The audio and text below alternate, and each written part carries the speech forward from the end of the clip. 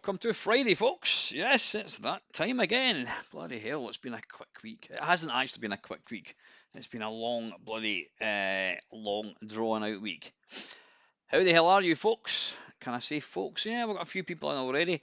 Apologies for not actually announcing this. I did mention on whatever day it was that I was probably going to do a live stream, but I never actually got round to announcing it. Hi, Steve. How you doing, buddy? Nice to see you.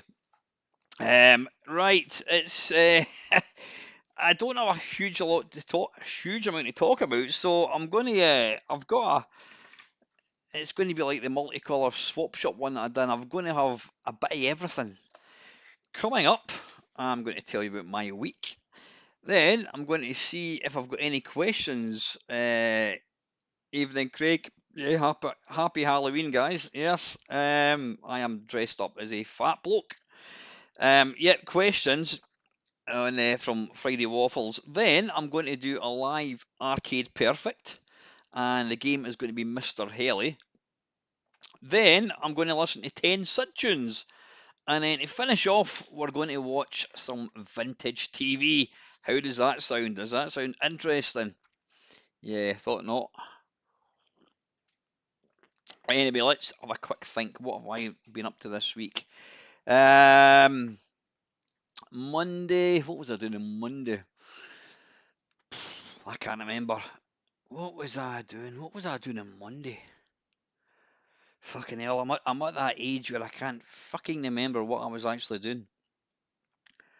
What was I doing? Oh yeah, I'll tell you what I was doing. I went to 20 years ago. I used to go to a boxercise class. It's you don't actually box, but you do a lot of pad work, and it's you do like press ups and star jumps and squats and all that kind of stuff. So I used to go to that with my mate, and then when I was at a social thing a few weeks ago.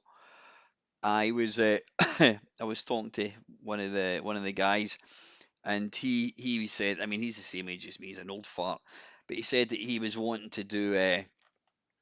He quite fancied doing boxer training, and I says, oh, I used to do a thing called boxercise. So we had a look, and sure enough, the classes are still on, and it's actually the same guy that used to do it, a guy called Ross. So we went along to boxercise on Monday, and I was absolutely fucked. Uh, I didn't realise how bloody how unfit I was. I mean, it's an hour of just non-stop pad work, punching, I say bloody sit-ups and planks and all that. It's non-stop for an hour, so it was tough. Really, really, really tough. Tuesday, the pool league started up again. I'm in a team, and we actually the team that we were playing won the league last year, and we were you play 16 frames, so technically it could finish up 8-all. Not that anyone really wants that. So we're playing the best team. They were 4-1 up, and we managed to win 9-7. I won one of my frames, which I was delighted about. So that was really good. Wednesday didn't do an awful lot. Thursday was absolutely superb, brilliant. I've mentioned the little short films that we've been making. We got to see the final two. There was three in total that we made, and we got to see the final two.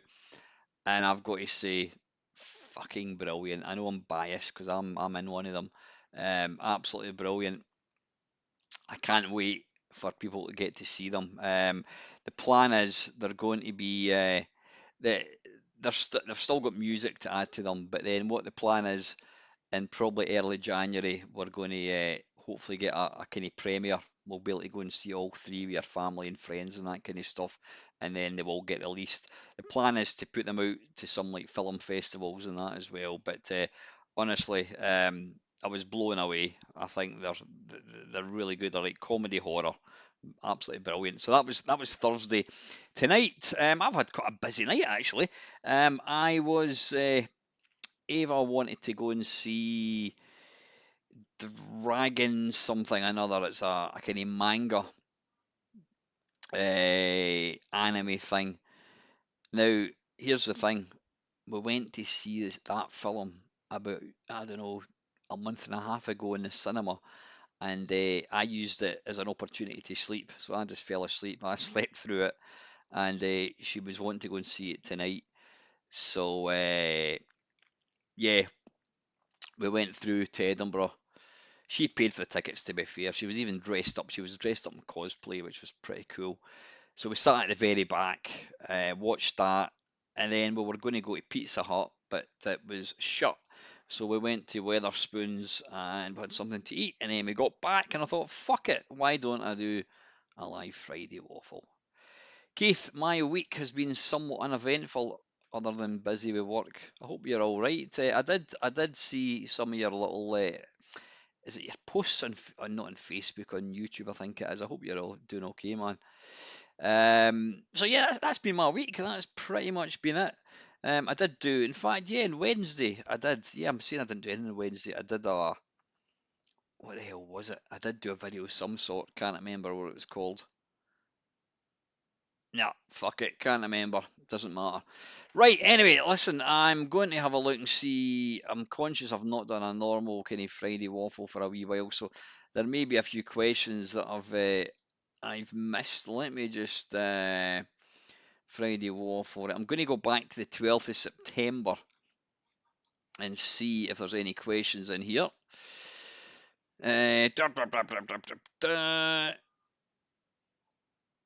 Right. Okay. Uh, right. Okay. Colin, Mr. Colin Jones Ponder, he has asked, "What's the best deal you've ever had on a high-priced item?" I mean, I've never really bought cars. I mean, I've had a few cars. I've never spent a lot of money on cars. I'm going to use video game hardware. My best bargain would have to be. Oh, it's kind of. There's two. The thing is,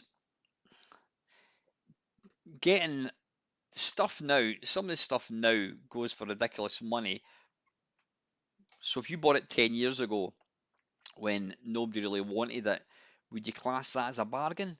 I mean, Steve Benway, I don't know if anyone watches Steve Benway. I don't watch him anymore because he doesn't really do anything about video games. But he's got an absolutely insane collection of hardware.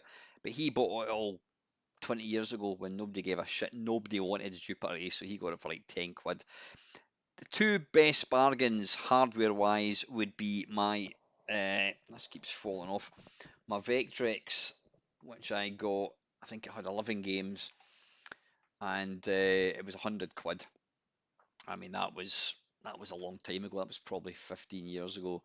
And the other bargain I had would have been when I bought my Atari 800, the tank version, the one that's you need to be a weightlifter to pick it up.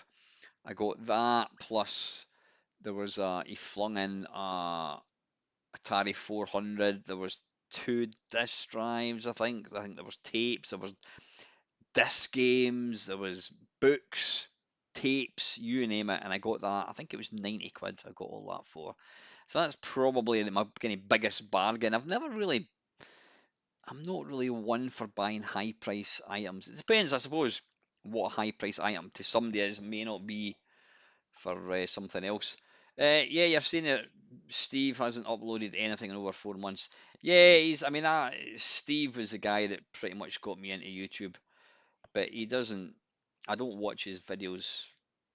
I don't watch his channel at all now because he doesn't really do anything. But you're saying he's not doing anything in 4 months, which just kind of goes to show. I mean, I'm conscious that my channel has dried up a lot in the last probably good last couple of years.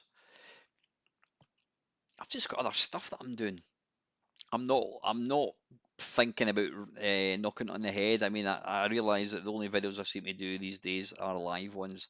But things. This is really annoying me.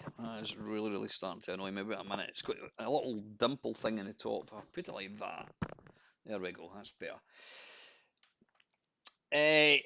Yeah, anyway, yeah, I don't really buy high price items. Right, here we go. Milfy Swinbuckle. I posted a question last week.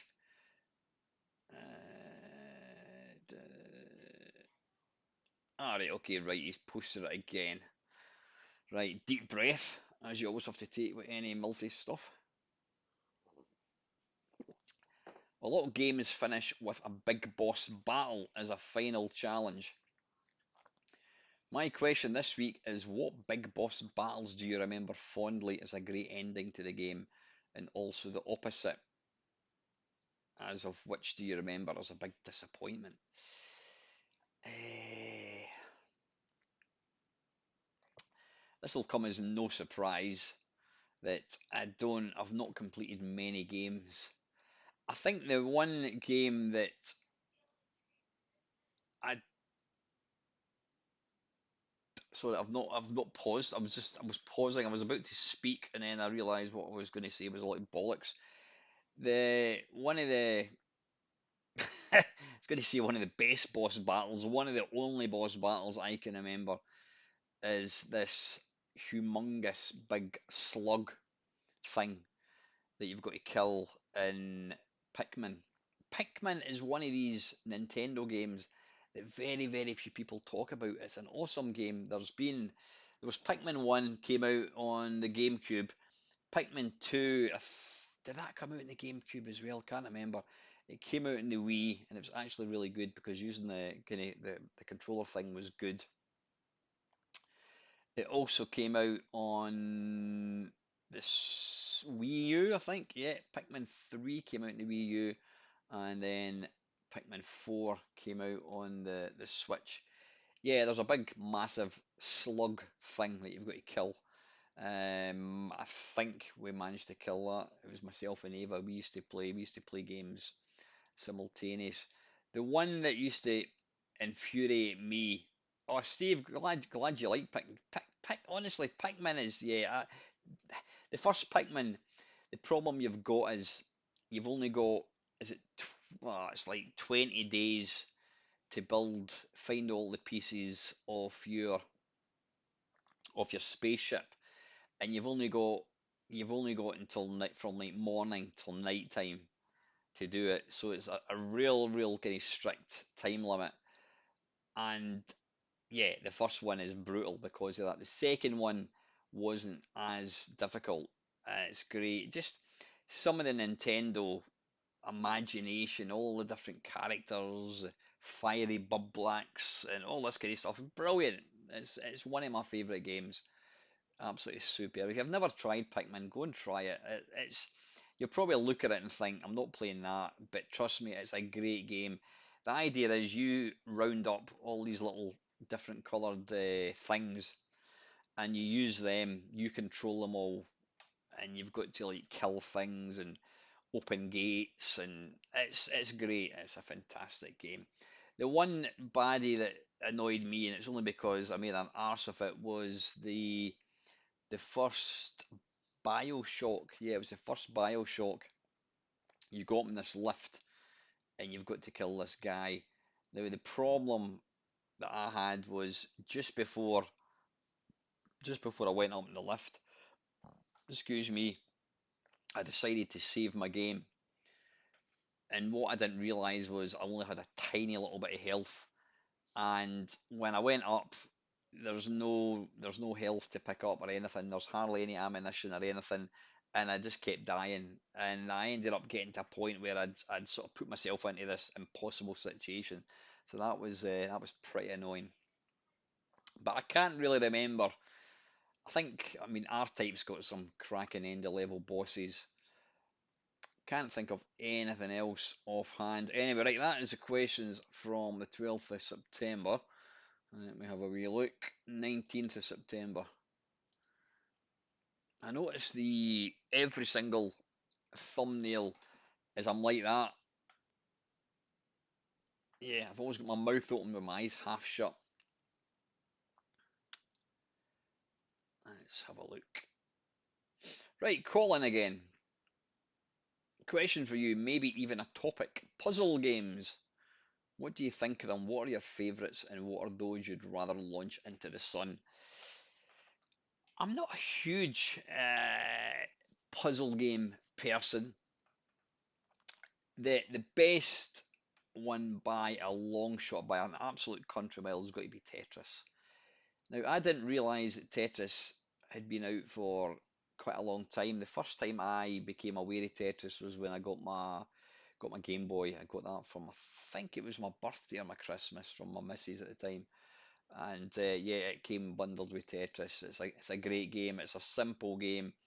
Anybody can play it. In fact, it was the only game that she used to play, and she was actually better than me. And I know what you're saying. Well, that wouldn't be difficult. But yeah, great game. Other puzzle games that I like. Uh, mm, I could never ever get to grips with columns. That was the Sega version of Tetris. Could never really understand it.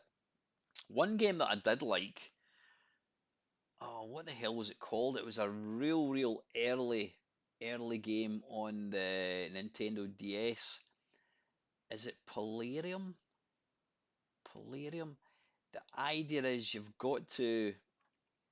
it's a grid with squares, and draw, you've got to draw over every square without like lifting the stylus, if you know what I mean. Is it Polarium? I'm sure it's called Polarium. Let me have a quick look. That was great. Polarium, Nintendo. Yeah. There we go. Polarium.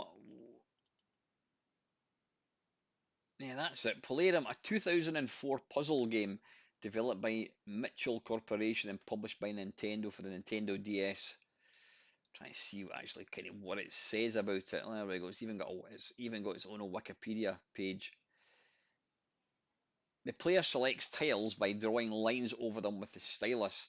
Selected tiles will flip from black to white or vice versa. In the standard Tetris-like challenge mode, players must make room for falling tiles.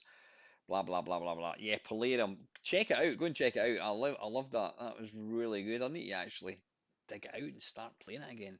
It's a game that was absolutely perfectly made for that. One other game which I think is just fantastic is Zookeeper.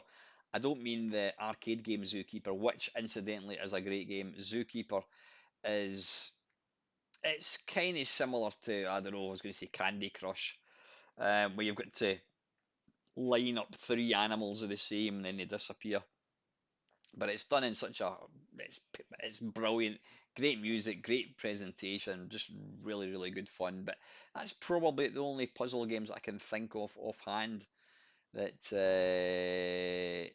yeah, Zookeeper, you've played it, Steve. It is brilliant. It's I think no, you know what? It probably doesn't work in this. Uh, I'm sure I have got it for my. I did have it on my old phone, but I don't know whether it works. Ah, there we go. There we go. Can you see that?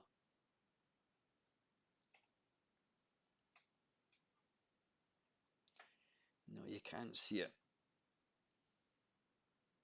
Can you see it? Oh, you can see it. There we go. There we go. Hang on, let's just start it. And it's actually really good. Normal game. Yeah, the idea is you have to line it.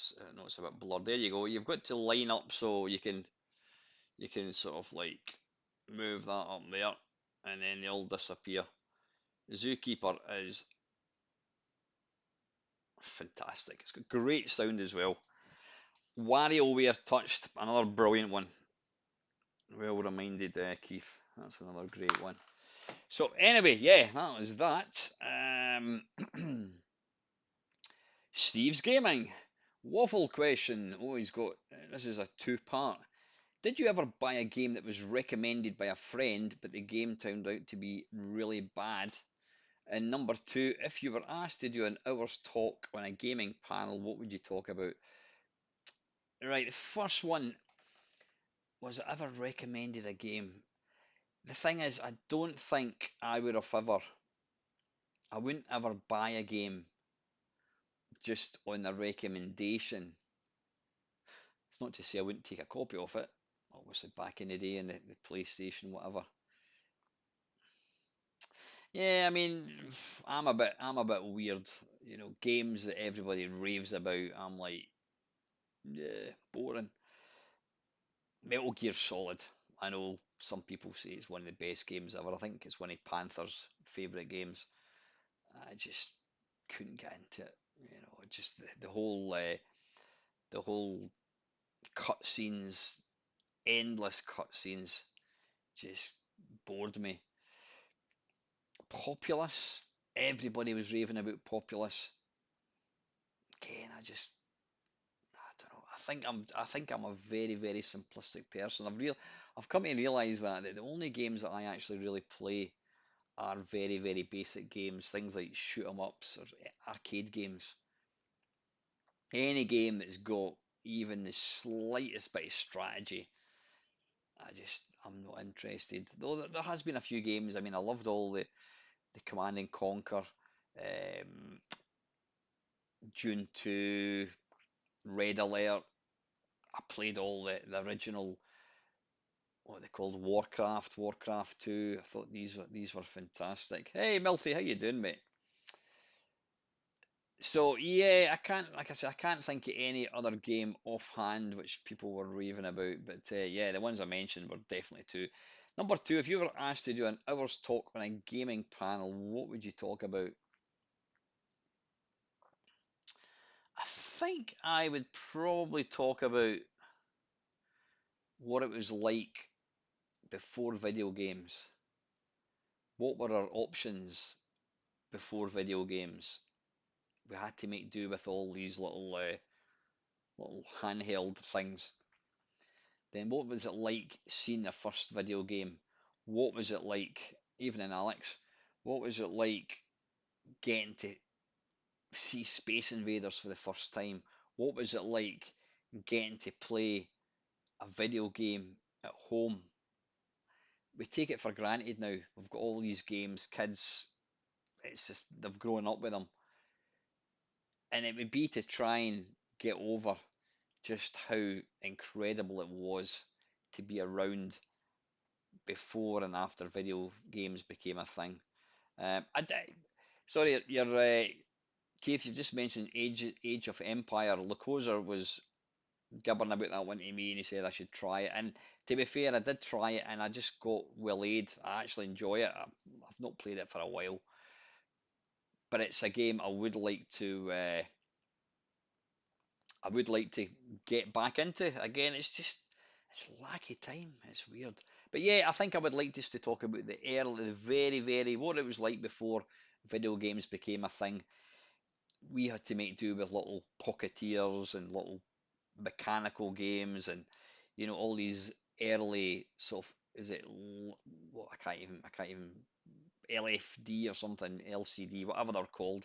All these games, just talking about what it was like that had to make do with that, and then when eventually got to see something like an Atari 2600 or Atari VCS as we called it in the UK, just an incredible time to be alive. So I would probably talk about that.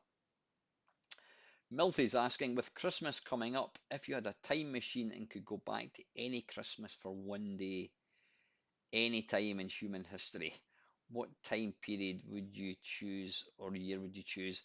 It would 100% be the 70s. Definitely. That was my era. I mean, I was born in 67, but the 70s Christmases, there was just something about them. We got very little. We didn't, my mum and dad didn't have a lot of money. I didn't get, we never got toys. We never got toys out with birthdays and Christmases unless your granny gave you gave you money, and they would always go, "Brr," they'd always put it into your hand and say, "Don't tell your mum, son." And I was always taught to. not take it. And nine, well, I'm not going to say 9 times out of 10, I would say, no, no, I don't want it, I don't want it. And they're like, okay, bastard. Yeah, the 70s. If I was going to go for 1 year, it would have to be the year I got my Rally Grifter, metallic red. What a bike that was. Wow. Yeah, that was just awesome. It was like, I felt like a king getting that. It was just seeing it sitting underneath the Christmas tree with the lights twinkling. Just, it was something else. Absolute awesome time. So yeah, definitely the 1970s. Because my family were there, my two sisters were there, my mum and dad were there, my granny and all that kind of stuff. So yeah, good question. I will, by the way, be doing a live Christmas Eve special with. In fact, I need to have a wee look to see. I better not talk too soon. Let's see when Christmas Eve is. Yeah, I will be doing a live Christmas Eve with with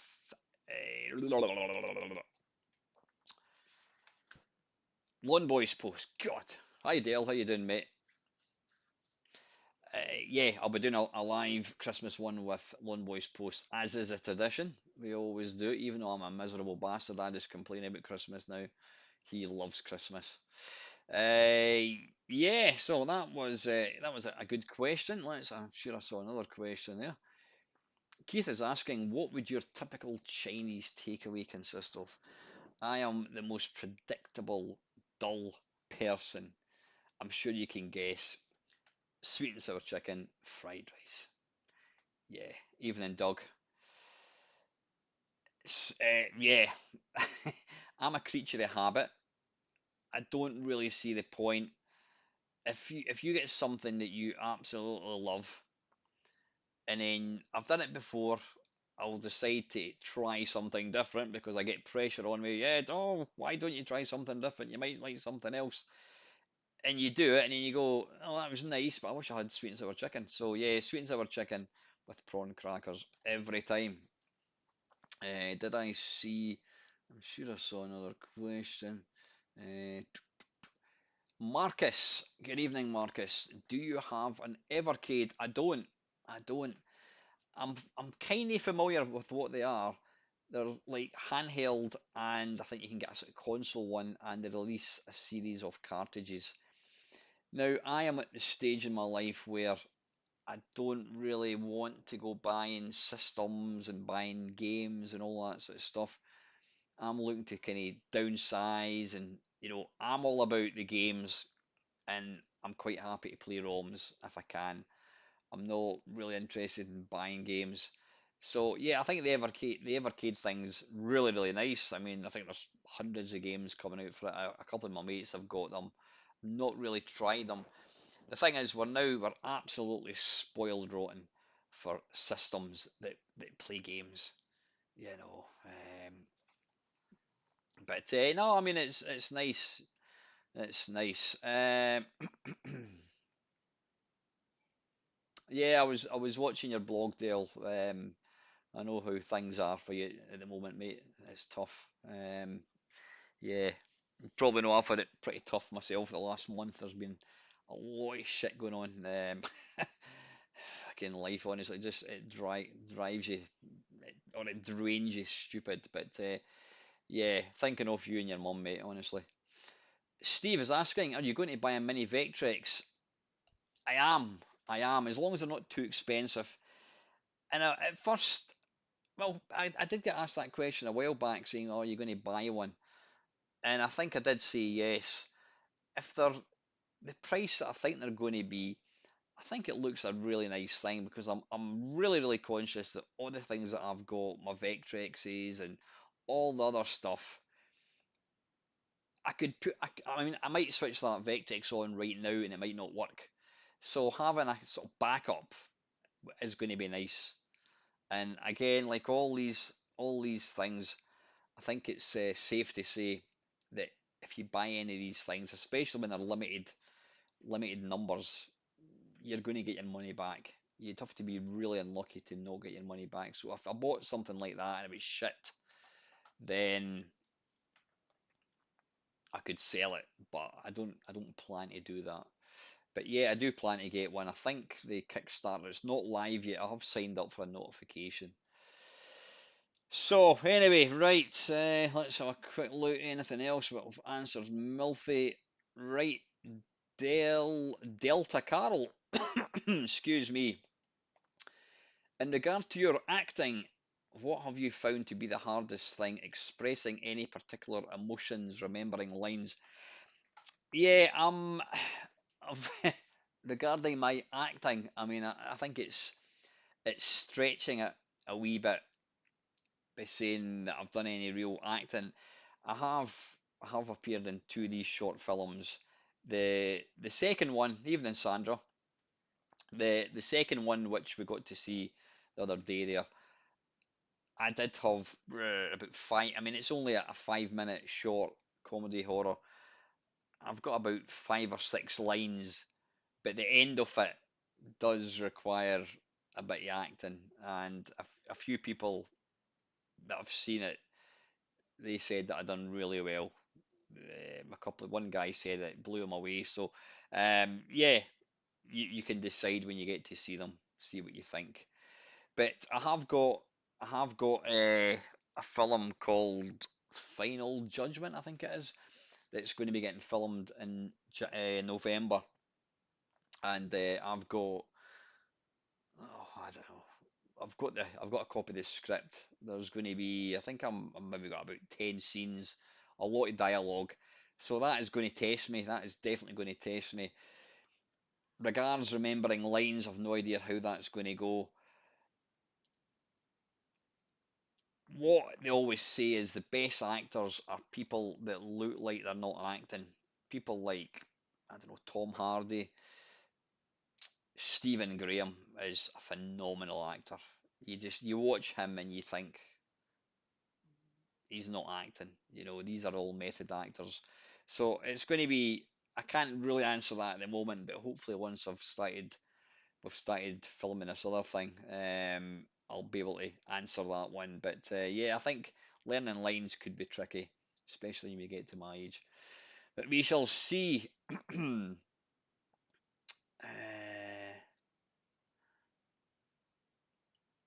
Right, I think that is it. Right, I think I might have one last video. That was the 19th. Right, and the waffle I did last week. I've just noticed I've called it the Friday waffle. Fiday. He was lucky to have such good owners, not many dogs. Yeah, but wee Archie. I had to get him put to sleep last week. That was hard. That was really, really hard. I don't mind admitting it. We actually got his ashes a couple of days ago, so Eva and I are going to go up to the woods where he used to like walking, and we're going to scatter them. Martroyd is saying, Al, I think we've all felt echoes of what you've been through this week. Your philosophical outlook on life really resonates, and while it offers perspective, it doesn't soften the blow of losing someone dear, human or animal. Just know my thoughts are with you, brother. Take care. Thank you very much, Martroyd. Much appreciated. Wee Bob, sorry to hear about Archie, and your telling of this story brought a tear to my eye, having been through it with one of our dogs previously. Yeah, thanks very much, Bob. That's very, very kind of you. Right, Colin. Archie had the best life. It's hard to lose a family member, but what you did was the best thing for him, as you've done for the last 16 years. My way of dealing with loss is to remember the good times and not to dwell on the loss itself. Those we lose are no longer suffering, it's those left behind who still feel the pain. Absolutely, absolutely. Now, I think there is a question. If you're looking for questions, what modern trend do you wish would just go away? My first choice would be vertical videos. Yeah, I am guilty of doing vertical videos now because I have at long last embraced Instagram. Excuse me. And you've got to take vertical videos or vertical pictures because it's just the way it's done. What's just trying to think. Yeah, what was it? What modern trend really annoys you? It doesn't annoy me, but it kind of irks me slightly is when you go into a shop and they say, "Oh, that's 2.99, please," and then they hand you the little contactless thing, and you go, "Beep," and they go, "Amazing." Really? Amazing? Beep. Amazing. Or perfect. It's not fucking amazing. I've just touched my card in your bloody reader. Sheesh. One, well, you know what I think about AI. YouTube and Facebook has quite literally been absolutely overcome and drowning with AI videos. And a lot of it seems to be some real stupid shit, like massively fat people. I mean, I saw one to say I watched it would be spinning the truth a wee bit because it automatically plays it. There was one of this massively obese young lady, and obviously it was AI, and she's on a one of these death slides, and the rope snaps, and she falls to her death. And it's like, what is the point of that? Why is somebody making a video showing something like that? Then there was another one for these guys jumping off a cliff, and they were crashing into the rocks. It's like, what the fuck? Or there's all these stupid ones where it's like these mutant animals and whatever it is coming out of caves and fish. It's just shite. But there's one YouTube channel that I've been watching, and they turn video game characters into real what they would look like in real life, and it is mind blowing how realistic they look. Like Street Fighter 2, you would honestly think I can't actually get my head around how real they look. Mind blowing. The problem is all these people that are in these videos, they're not real. They're like the perfect specimen of humans. The guys have got the big chiseled jaws, they've got the massive abs, six pack, big muscles. The women are all gorgeous, but they're not real. They're fake. It's all AI. And it's nice to see that. It's interesting to see video game characters turned into like real characters. But we're now at the stage where we're going to be getting films coming out in the cinema, and it's just going to be full. It'll not be real actors. It'll just be made up things. So yeah, the old AI and people saying perfect when you do something really simple that annoys me. Steve saying, I'm so very sorry for the loss of Archie. I've been through the same thing some years ago with my cat, who was like my soulmate. My thoughts are with you, my friend. Now, let me throw a question at you. If the C64 and the Spectrum never existed, what computers of the ones left in the 80s would rise to be the leader of the pack? That's a good question, actually, Steve. What would have been, what would have risen to the top? We're going to talk about in the UK. I mean, the Amstrad came along. It came along a wee bit later. The Atari. I mean, I would say that the Atari was, that's a cracking computer, but the Atari never really took off in the UK. I think down to the price, to be fair. Uh, Possibly the BBC. Oh, yes, Sandra. You know what? These, yeah, deceased celebrities, they're non-stop. I don't know how many. What's the guy who kissed that died recently? Ace. Oh, I can't even remember his name. Yeah, they're again. The YouTube is saturated with them, and I mean, some of them you see them. It starts off they're lying in a coffin, and then they suddenly rise from the coffin, and then they go backwards, and it makes them look beautiful. They look perfect, and it's like so, I don't know. Some of them, if they're done in a certain way, you could see it's quite nice. It's done respectfully, but these ones. It's just non-stop. I don't know how many of these pop up every day. It's yeah, they're horrible things. Oh yeah, I mean I've seen for Ozzy Osbourne, everybody, anyone that's died in the last couple of years, even people that haven't died, they're just yeah, they can just fuck off with these AI things. You know what? I wouldn't actually mind AI if it was a law to put in it and say that it's made up. Then at least you can you're not going to get idiots that are watching stuff and thinking, "Oh my God, look at that poor girl! This poor girl, she's 40 years old and she's got a cake and she's crying because she's not got any friends." It's not real, mate. There's fucking idiots that watch these videos and they think they're real. Yeah, I would probably say I reckon that Amstrad. I think that Amstrad and BBC would have probably been the best sellers. I think, Steve. So now wait a minute, I think I might have seen another couple of questions. Uh,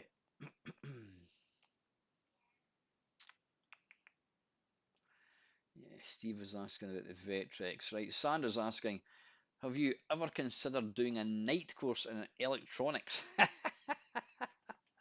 That's actually, you know what? That's not a bad idea, Sandra. That is not a bad idea to be able to fix all the devices. You know what? I've never thought about doing something like that. I'm going to move backwards because I'm kind of blood looking. Uh, yeah, that's not a bad idea. The problem I've got is a lack of time. Quite literally a lack of time at the moment. But yeah, definitely, it's certainly one to think about. Yeah, I don't know what's going on with the camera. Let me just try something. Let me properties configure video. Right, I've got it set to apply. Right, I've taken the autofocus off. Mm, oh fuck, it's just as bad. Not to worry, not to worry. It makes me look more handsome when I'm a bit blurred. Hides all my lines, etc., etc. But yeah, that's not a bad shout. Have you still not got that resolved with your Switch 2? I've gone from being a Nintendo fan to a hater. I bought a Switch 2 and released, screen died, and then 3 weeks later Nintendo took it and had it for 12 weeks. You're joking. You got it back and 1 day later it's dead again. That is complete bullshit. You know what I'd do, San? I don't know if you've done that yet. I would be contacting consumer rights. That is absolute pish. You know what to do? Go on to, if you're on Twitter or X as they call it, go onto that and just make a nuisance of yourself because that is complete pish. It really, really is. Right, good. You've got an appointment with Citizens Advice. Yeah, that's complete bollocks. When you think of the money that they have made, they know that you've bought that. They should fucking well give you a brand new one. Keith saying one trend that gets on my wick are a bit those annoying dance videos. Oh, it's not the dance I hate, it's the fact that everyone's copying. Yeah, they're all shit. Dale saying back in the day, the hardest thing for me to get used to in the USA was buying items with daily tax added. Time and time again, I bought a shirt for $10 to be told it was $11.50. Don't mention the United States to me.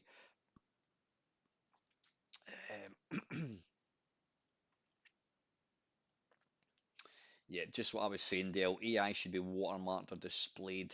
It should tell you that it's AI.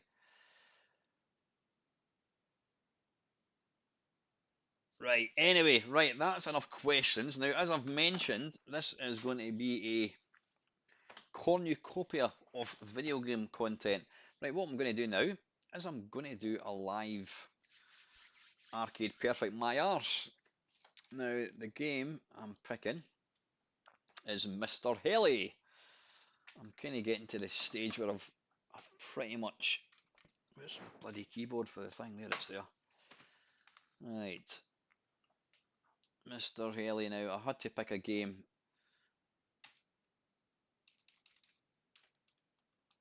wait a minute, it's because I've turned that off. There we go. I am indeed, Sandra. I am spoiling you. I am Mr. Ferrero Rocher.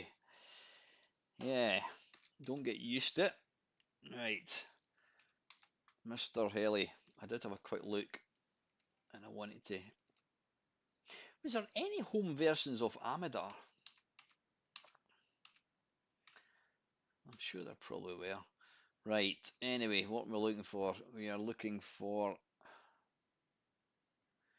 Yeah, Mr. Haley. I couldn't remember what I was looking for.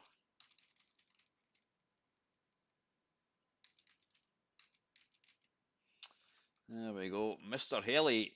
No Daibukan. Daibukan. Let me get this switched on. Right. Okay, let's have some of Mr. Haley.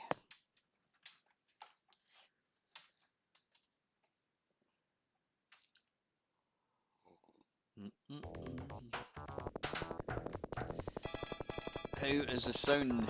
Loud enough? Not loud enough? Too loud? Right, let's define that. Right, left, down, up, fire, secondary. Thanks, Steve. Coin. Pause. Okay, I've played this maybe once. I might have actually, there's something niggles me that I've done this. Maybe it's just I was playing the game. Right, this is Mr. Haley. I didn't even see who releases it. Not to worry.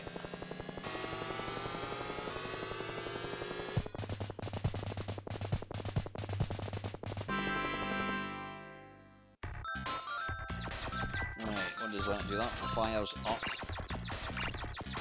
That fires that way.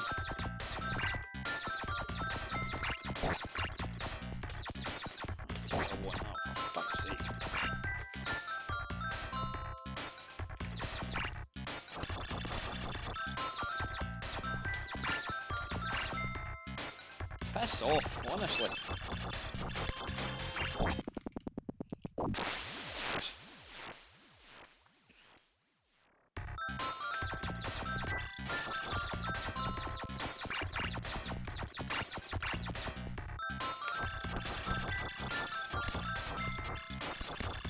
Do you collect these? Yeah, you certainly do.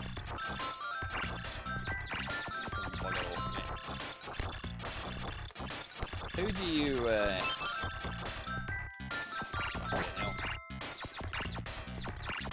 do you shoot down the way?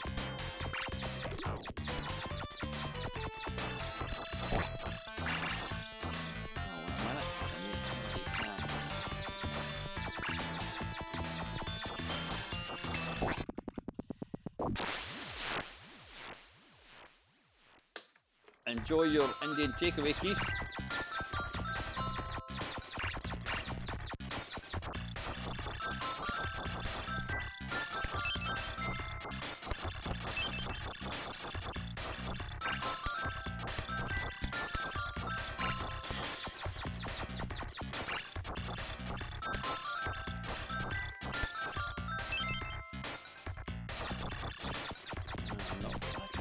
This is not easy. How do you shoot down the way? Right, I'm obviously missing something. You must be able to shoot down the way.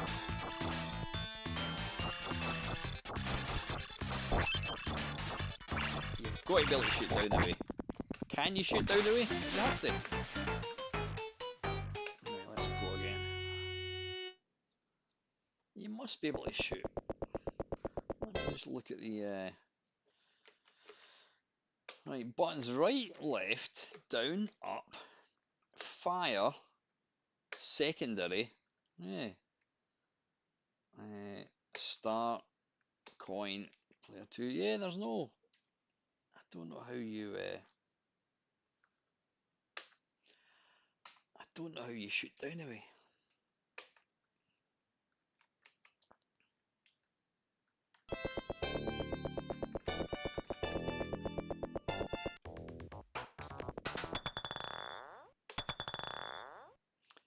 That sound is the sound of a milk bottle being dropped from a very, very small height. Listen. Right. We start. There we go. Possibly, do you power up maybe? But then why would you have blocks at the start of the level that you can't actually pick up? Ah, right, you could fire a man down, which is good, isn't it?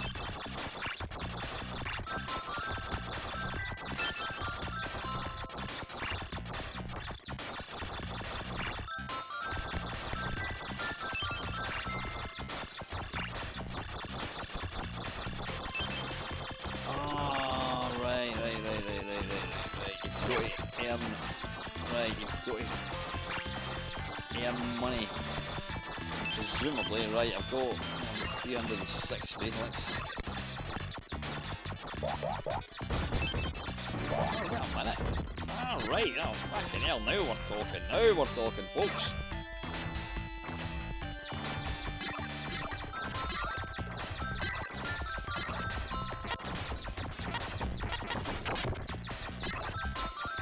Hell, still brutally difficult.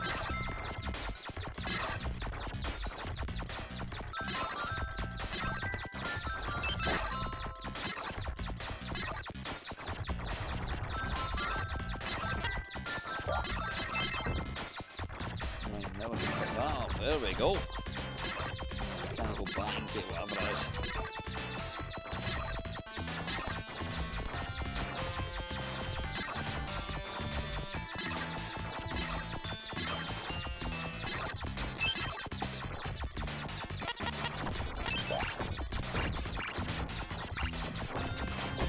Oh, bollocks.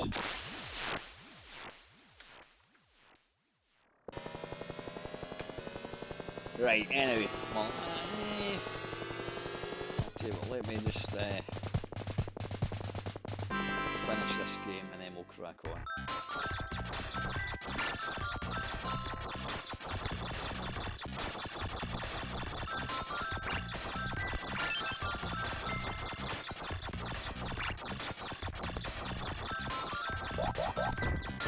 Ah, right, so when you're on the ground, you've got bombs. Right, I'm with you.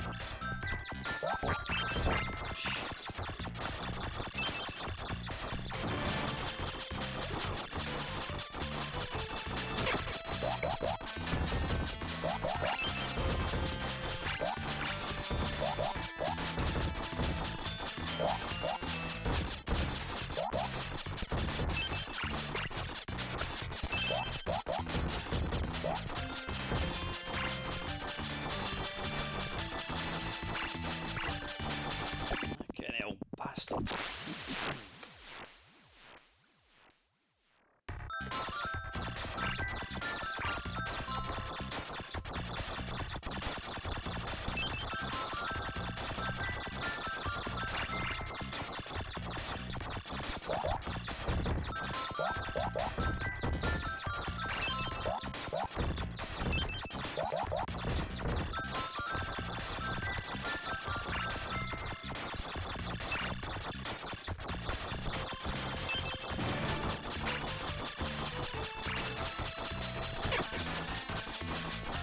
Great game this is, though.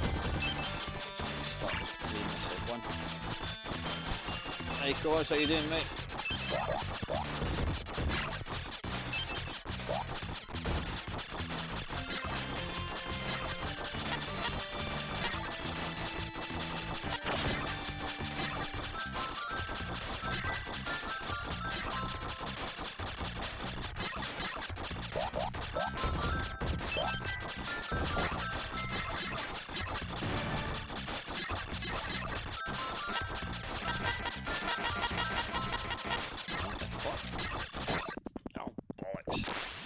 Right, anyway, I could play that all night quite loudly. Right, that was the arcade one. Let's see what we've got. What was that called? Mr. Haley. Let's have a look.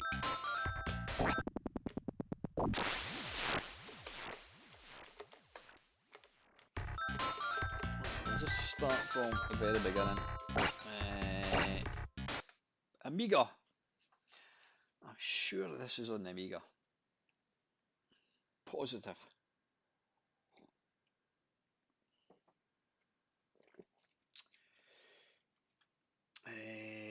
Title. Dale, you were talking about the black Commodore 64. I bought one. Don't know why. I don't know. No idea why. I've not even opened it. In fact, yeah, it's over there. I will let you see it. What system are you playing tonight? No, it's a Friday Waffle cause. I've done some questions. It's quite loud. This is an arcade perfect. My arse, and it's Mr. Ellie. Music and games, sound effects. Let's go for some music.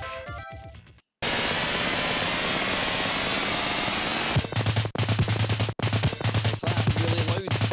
Let me know. Oh, good God. Look at the size of the graphics. Seriously?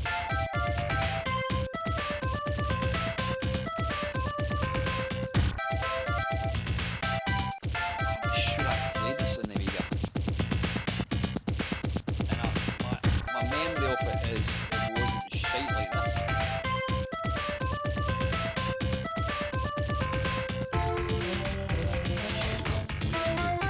Voice is all low. Right, hang on a second, I'm going to turn the mixer down a wee bit. Turn up my voice a wee bit.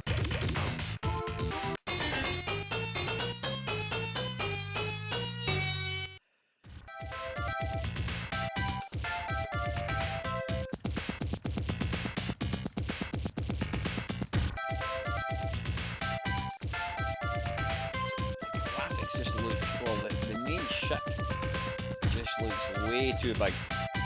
Far too big.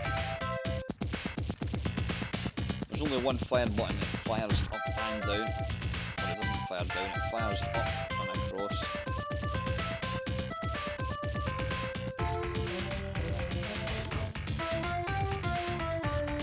I'm sure there's a game similar to this in India. Maybe that's the game I was thinking of.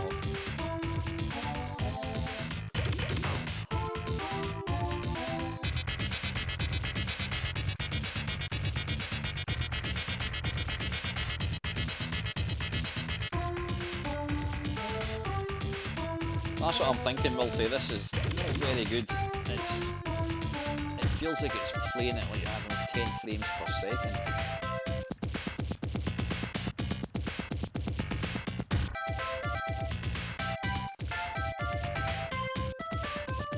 It's not awful, but it's not good either.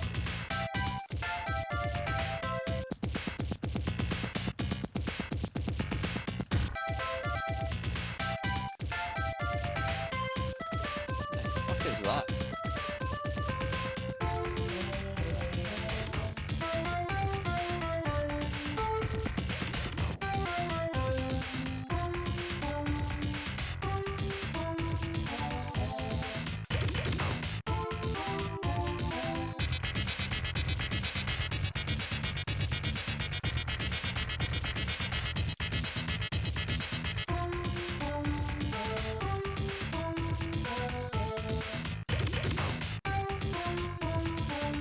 Because it's quite jerky, it's hard to actually see what's going on.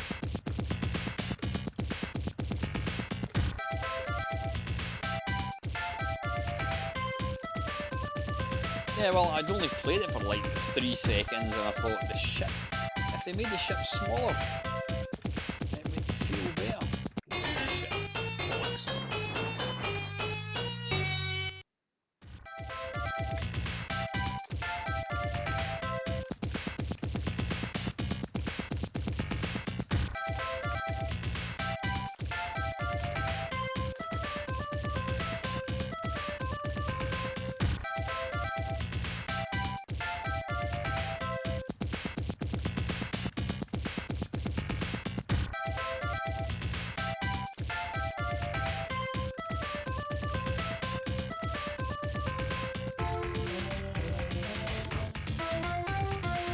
frame rate ain't great. Oh, fucking hell, I'm screwed. Alright, stop.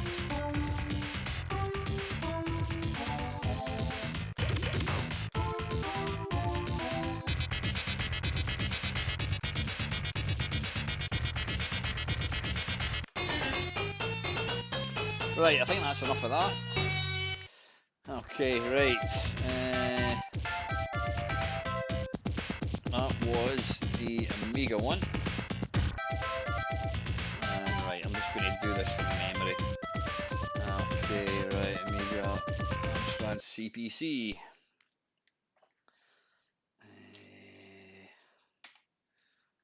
What am I looking for? Mr. Haley.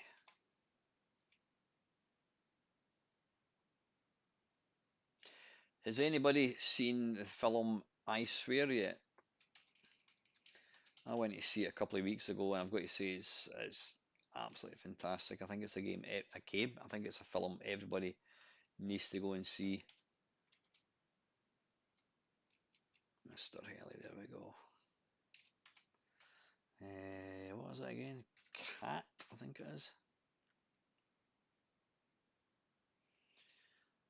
Run. Mr. Haley.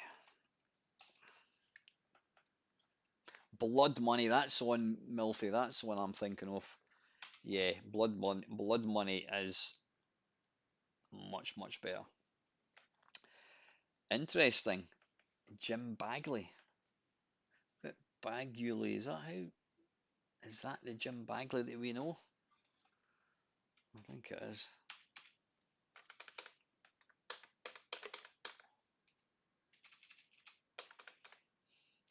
Oh, hang on, level. Is it loading? I think it must be.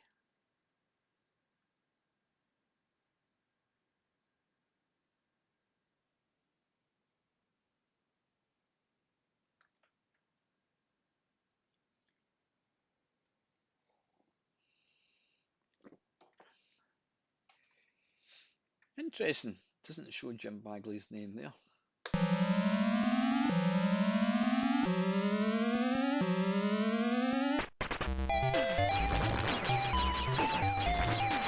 Now, right away, this is better. Now, I've always said that the Amstrad, when it's in the right hands, it can do some great games. And look at this is, look at the colour in it. Why is that?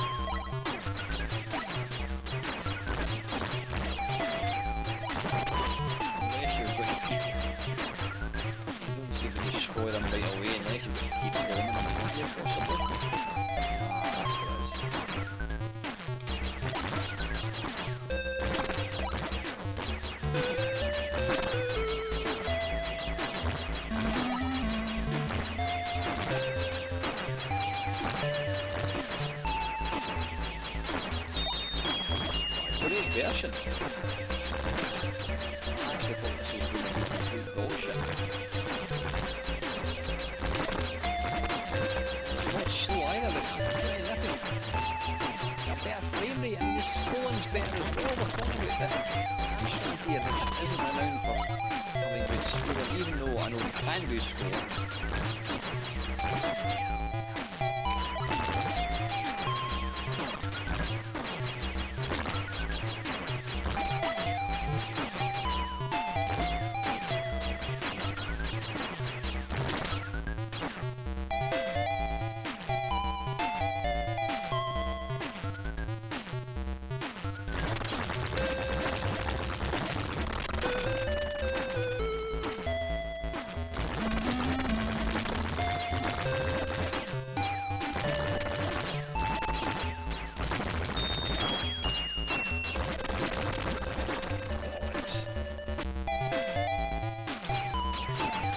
Yeah, we've got some idiot calls it a bot on Twitch. I've got a whopping 2 people watching my stream on Twitch.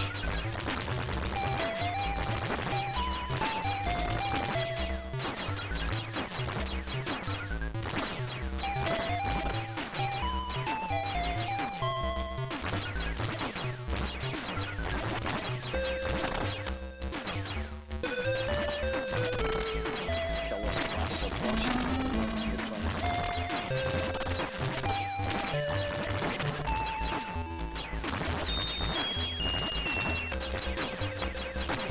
Just keep coming.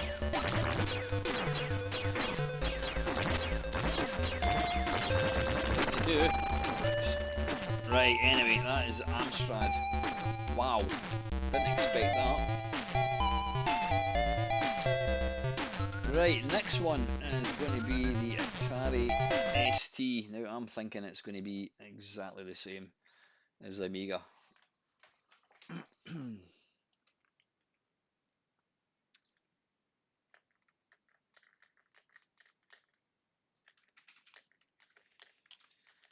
Right, why is that? No. Why is Atari ST not booting up?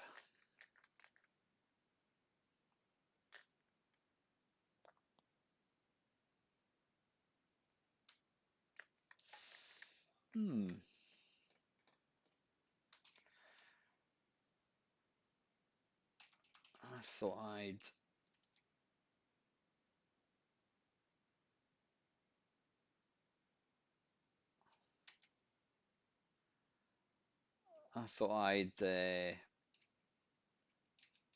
had this working.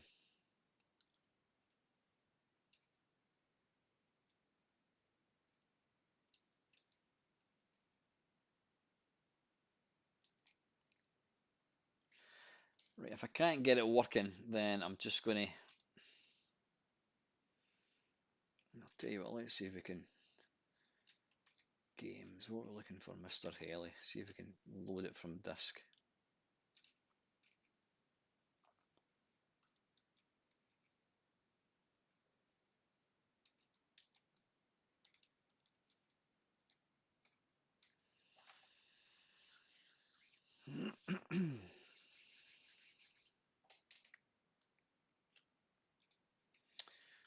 Do we need to?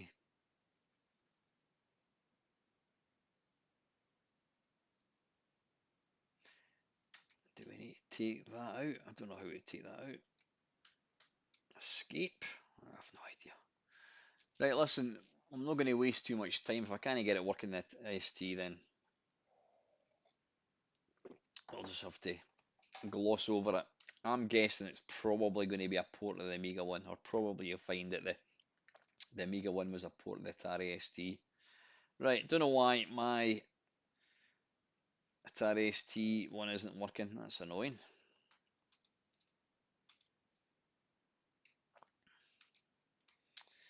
Yeah, right, fuck it, we'll need to leave that one. Right, I don't think it came out for the BBC. I'll just have a quick look. I don't think it came out for. How do we? There we go. We're looking for Mr. Haley. Can you imagine? Can you imagine buying a BBC computer and getting this every game on a menu? Mr. Freeze, Mr. Mephisto. Please tell me that's not the same game. Bloody hell! I'll need to do a arcade. I'll need to do a 8-bit face-off kerfuffle for that. Right. Anyway, I don't have that. Right. C64.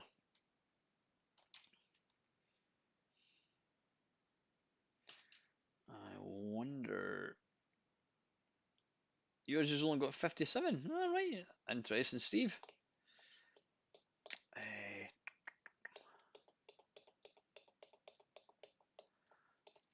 Right.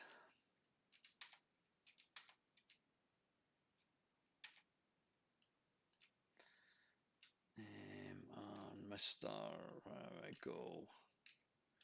Mr. Haley. There we are.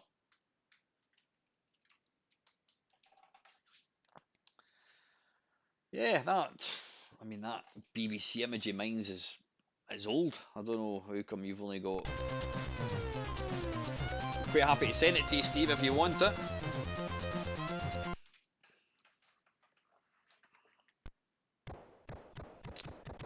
Okay, right.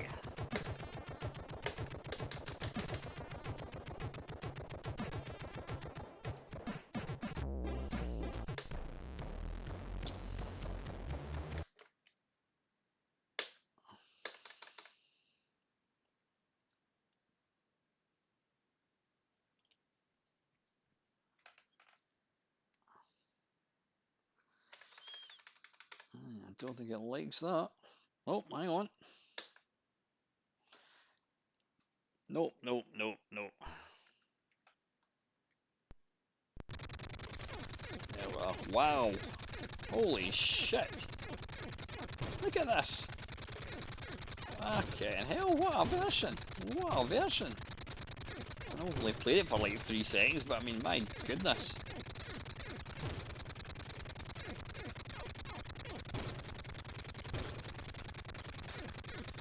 Well, you were right, Dale. This pisses all over the Amiga one. Get more money.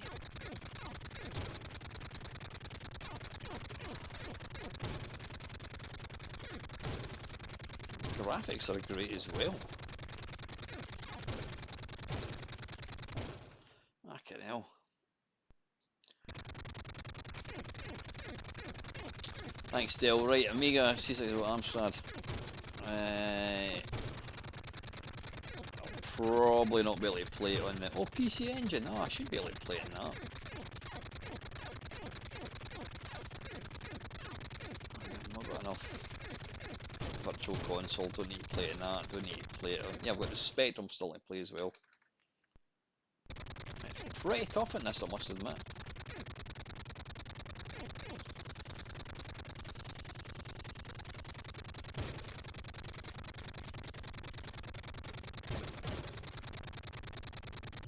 Oh, wait a minute.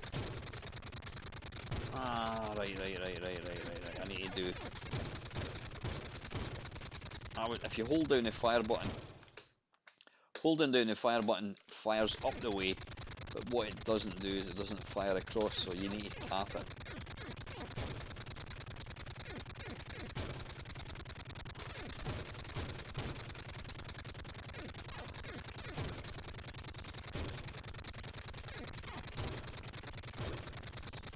Fucking hell, it's bloody fast as well, look at it. Let's see if we can move on. We need to try and get some better weapons. Make it a bit easier.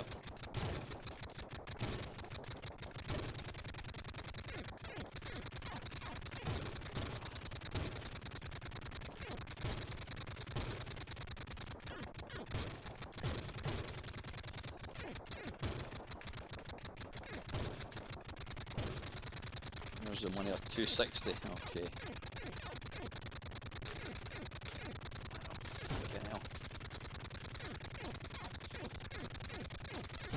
Wow, fuck.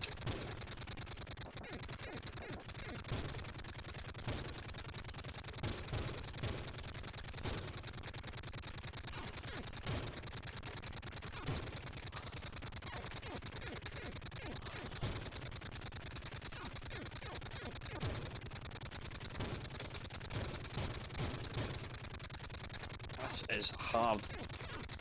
This is very, very, very difficult. Okay, now. Oh shit. Bollocks. How you doing, Alan? Good name, by the way, mate.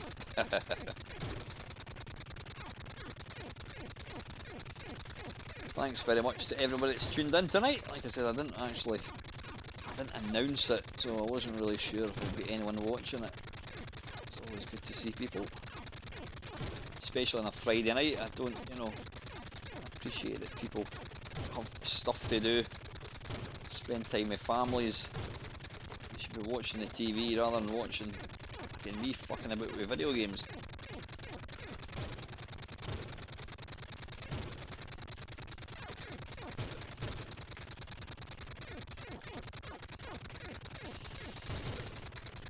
coming up after this, we are going to play 10 Sid tunes, and then we're going to finish off with some classic bit of video game TV. Don't know what we're going to watch.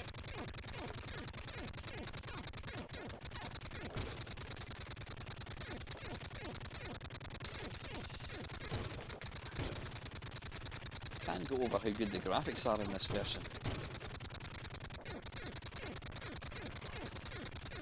Right, I've got some money, I just need to try and find something to buy. Oh, fucking hell, Jesus.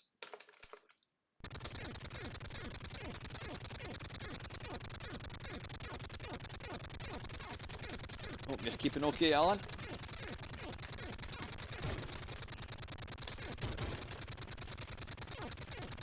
Alright, you lose all your money as well, which is a bit annoying. Let's not bother with that. Okay, now.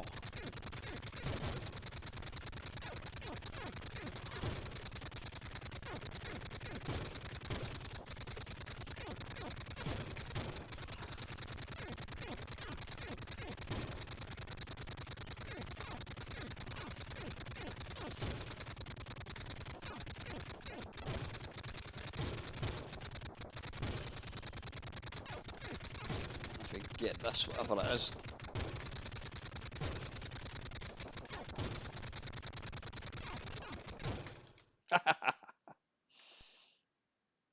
Right, game over. That is a great version. Right, that is a C64. Has anyone seen the remake of Green Beret? We certainly have, Alan. It's our mate Nick Sherman that wrote it. Now, he's a good mate of mine's. When we were down at the cave about a month ago, Nick was showing us it running.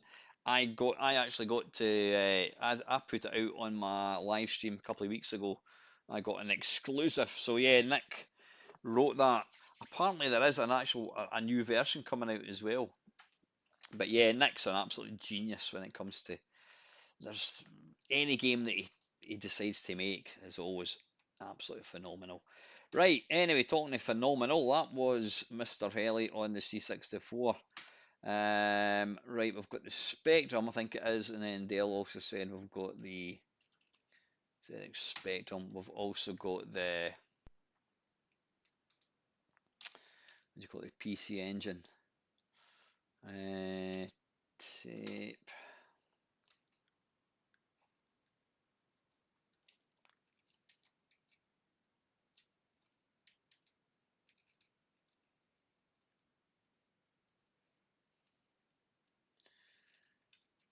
Mr. Helly, there we go.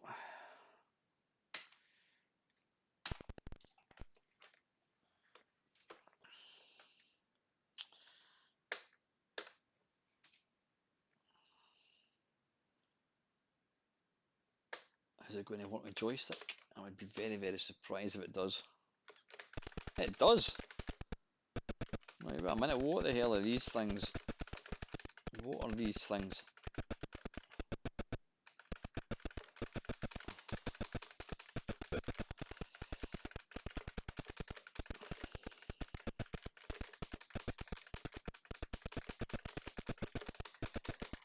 It's smooth enough. It looks kind of like if compared to the Amstrad and C64, it looks like somebody has drawn the Spectrum one using charcoal or a pencil. At least I've got some new weapons. There we go.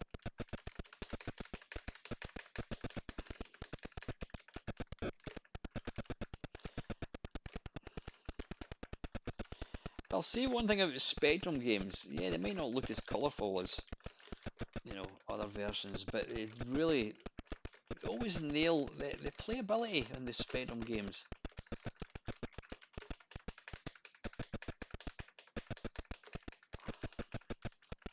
Is almost absolutely top notch.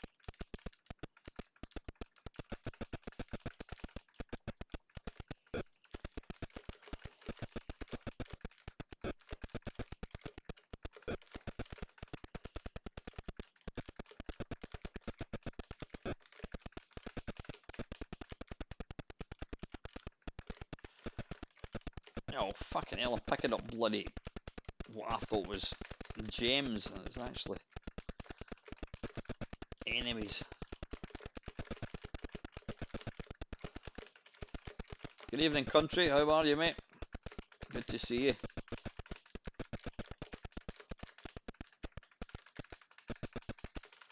Come on, die, you bastard.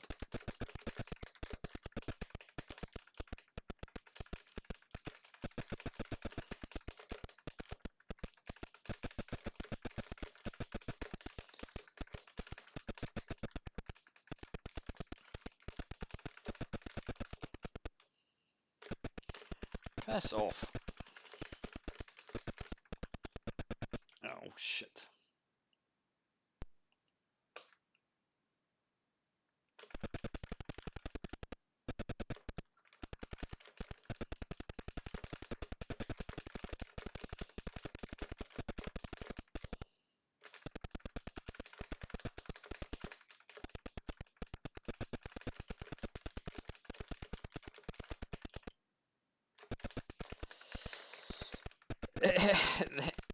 The graphical style is very, very unusual.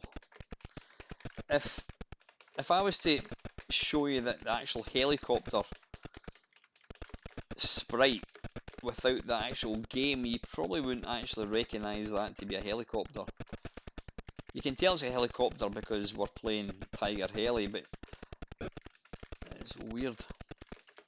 It's not bad. I mean, it's not a bad look. Oh shit. Have I gone to level 2? I say, have I? I'm not quite sure actually.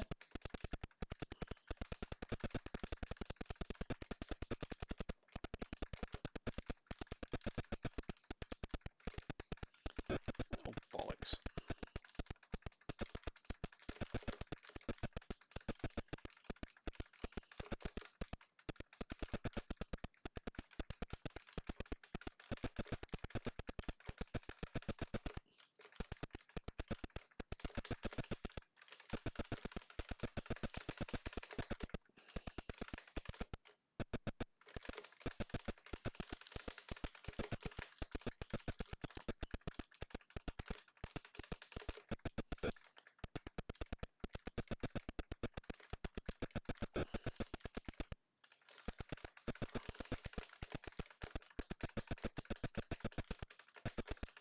Come on, can we go up this way maybe?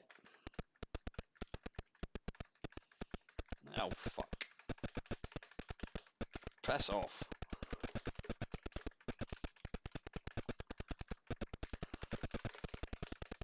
Oh.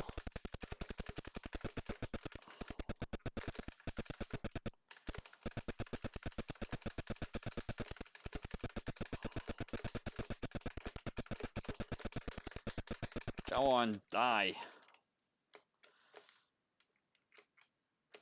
I think we've got to the end of level 1. Here we go. Yes. Right, anyway, let's move on. That is a Spectrum one, and I think the last version.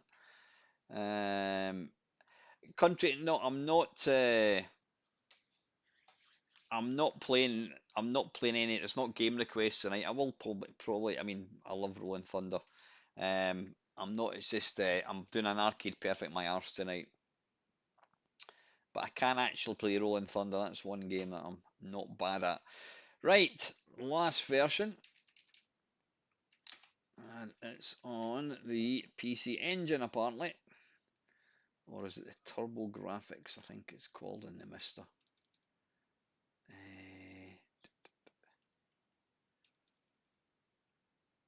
Where is it? Where is it? PCN. Oh no, wait a minute. Where is the PC Engine in this? I'm sure I was looking for this other day there. Is the PC Engine? Does it come under the PC Engine Duo? I think it might be actually. Right, Mr. Haley. Hopefully we've got it. There we are. It's even got the Japanese name. Right.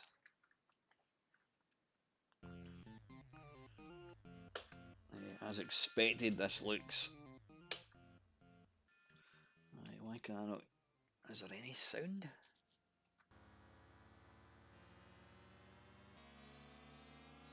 I think the sound's really low. I'm going to have to turn it up a bit. Yeah, sounds very, very low.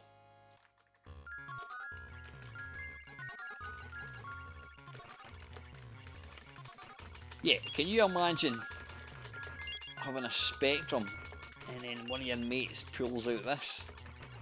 I mean, it's just, it would sicken you. Your mate doing with Commodore 64s and Spectrums, and your mate's got something like this.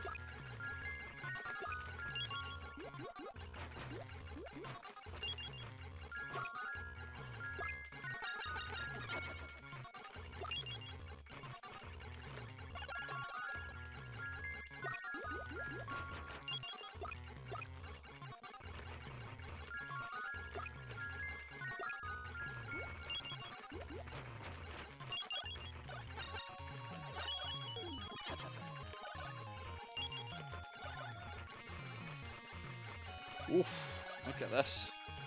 Look at this. Wow.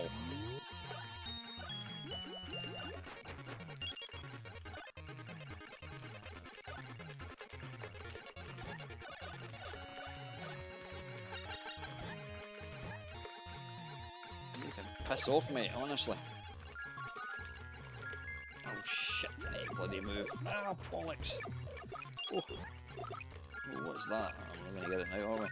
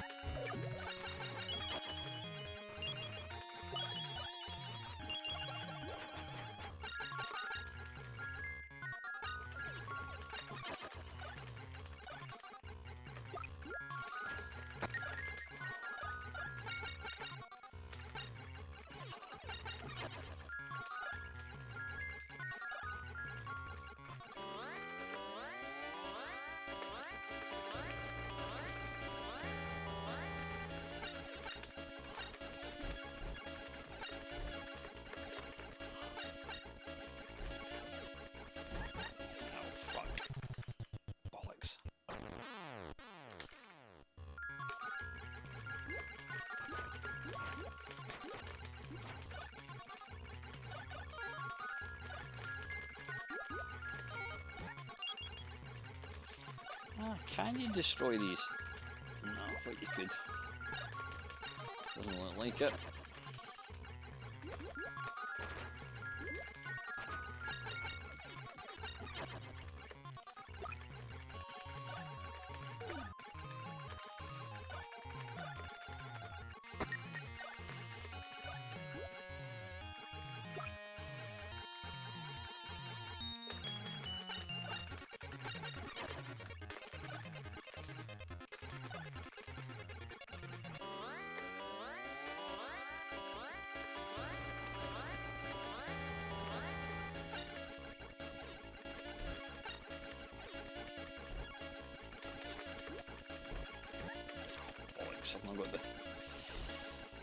I've not got the heat-seeking missiles anymore.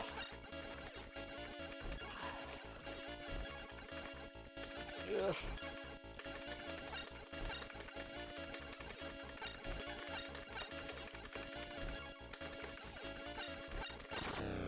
Hey!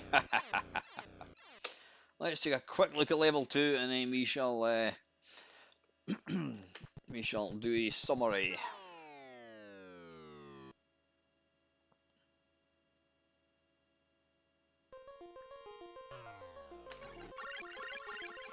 Ooh, it's in the dark. Bloody hell.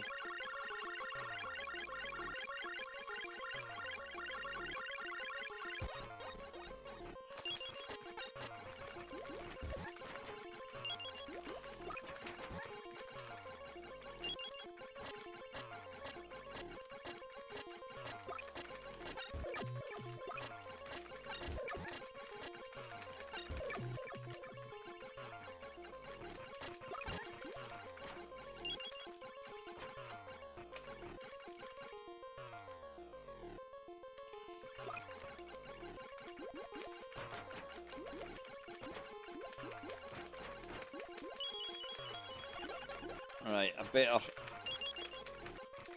stop playing because we've still got another few things we want to do tonight. Right, anyway, let's do. In fact, what I'm going to do is I'm going to stick. I'm going to put the arcade on back on again. Where is it? F12. Go.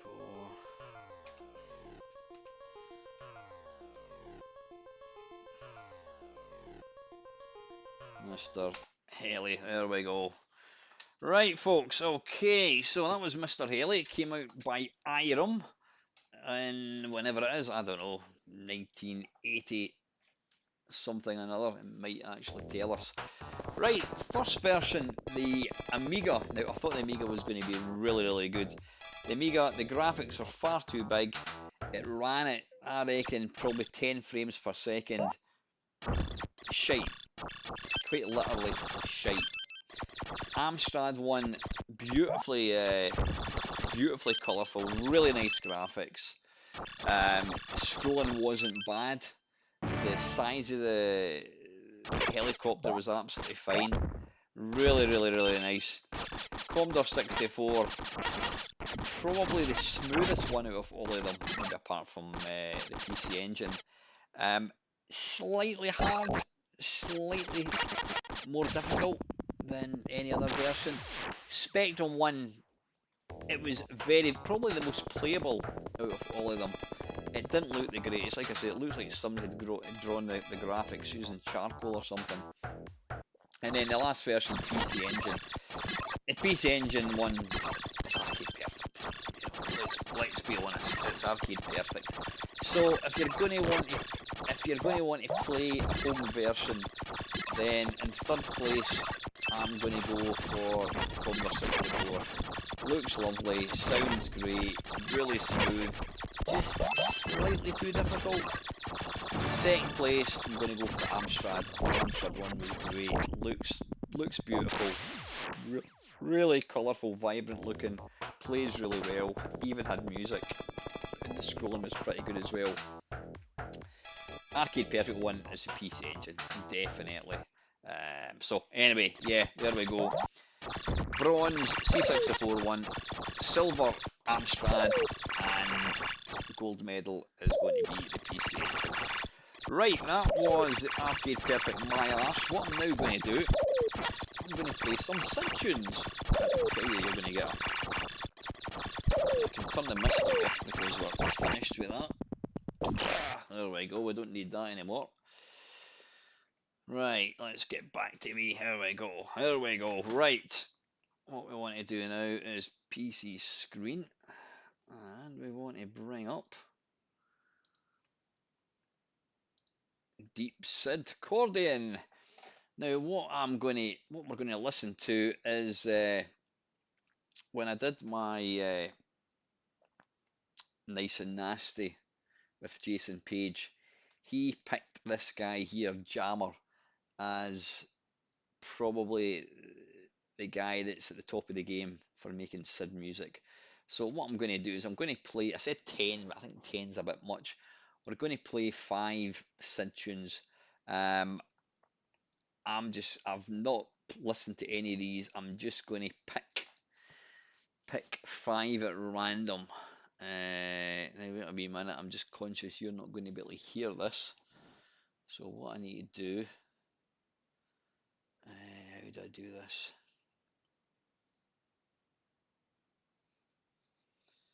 Is it audio application? I can't remember.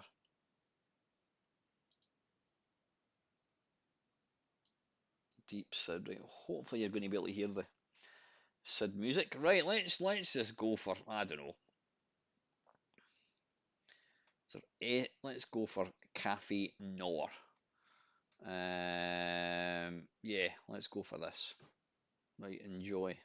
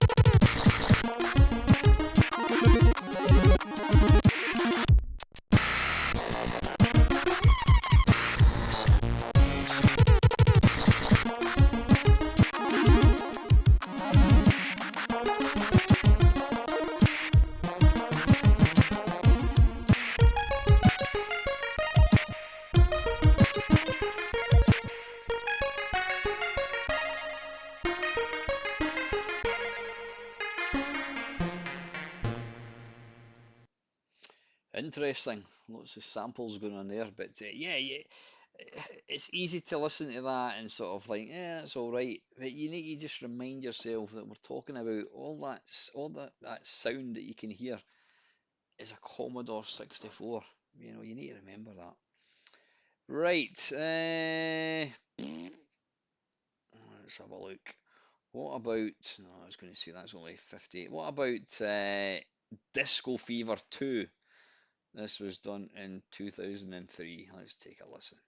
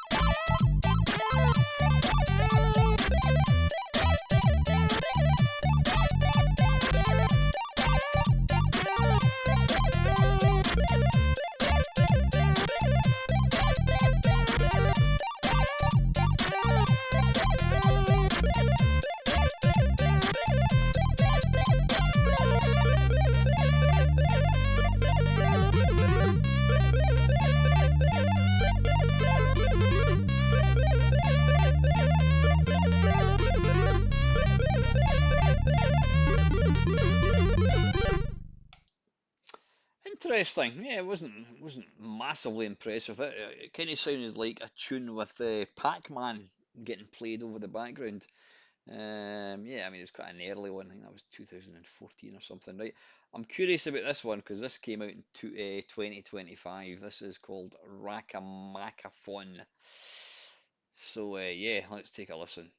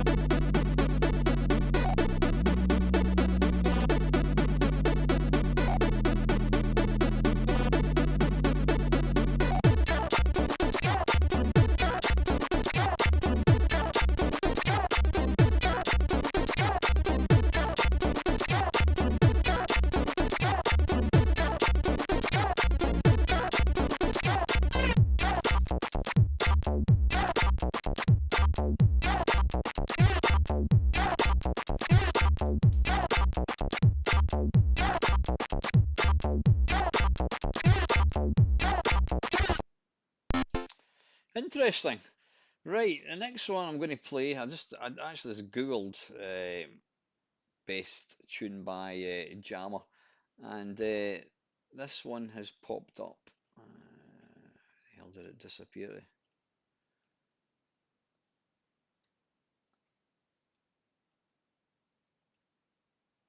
What the fuck was it called?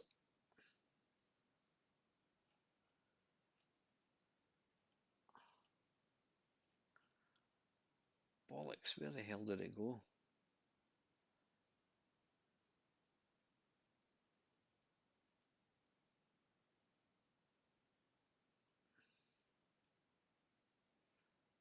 Where the hell did it go? Shit.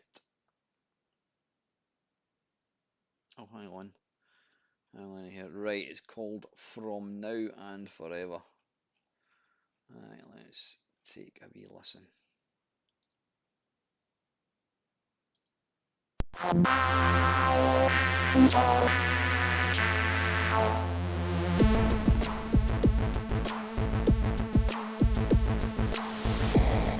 Listen to that.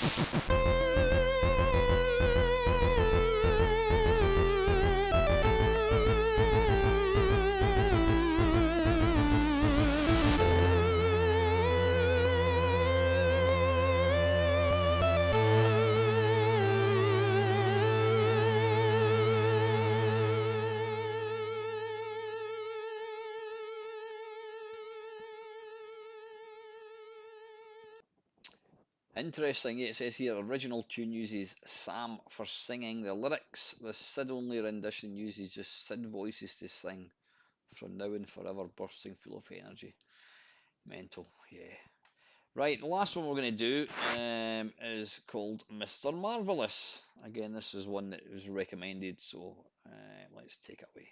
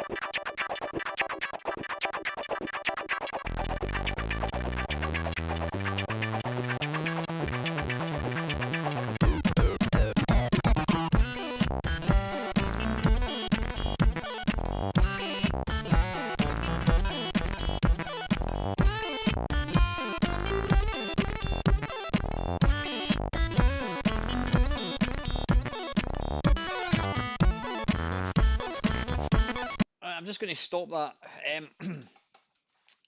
You know what? It's you can't help but be impressed with what that guy's doing with the Sid chip. Um, but if I'm being brutally honest, I prefer normal Sid music. I mean, he's using samples and what have you. I'm not quite sure how he manages it. It's mega, mega, mega impressive. But you know, give me give me a Rob Hubbard tune any day. Yeah, I'm sure he's done some great stuff. It's not really my cup of tea.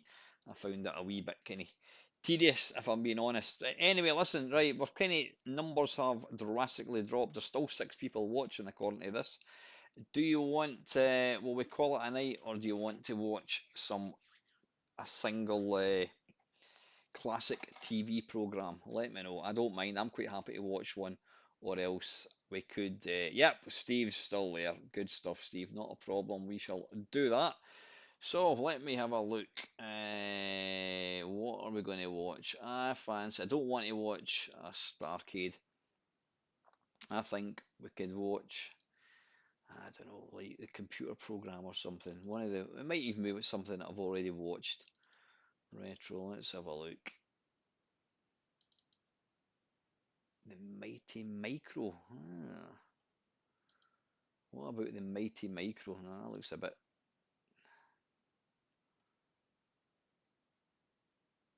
I think we'll watch. I think we'll watch a classic Micro live. You can't beat Micro live.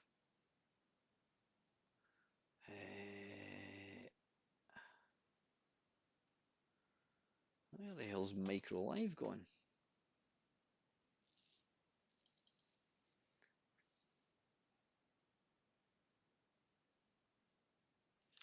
Oh, wait a minute. BBC. Right, there we go. There we go. Micro Man, Electric Dreams. I know. Wait, hang on a second.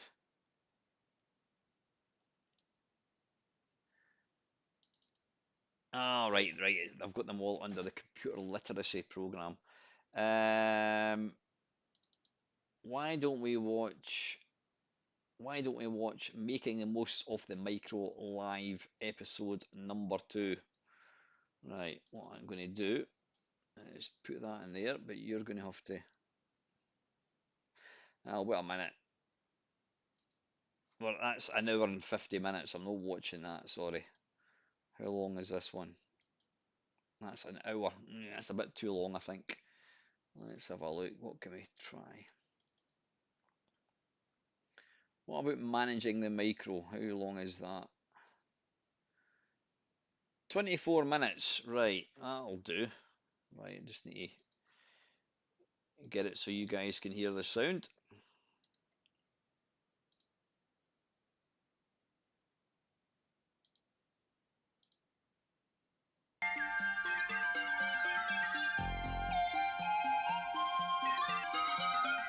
I'll just start it from the beginning.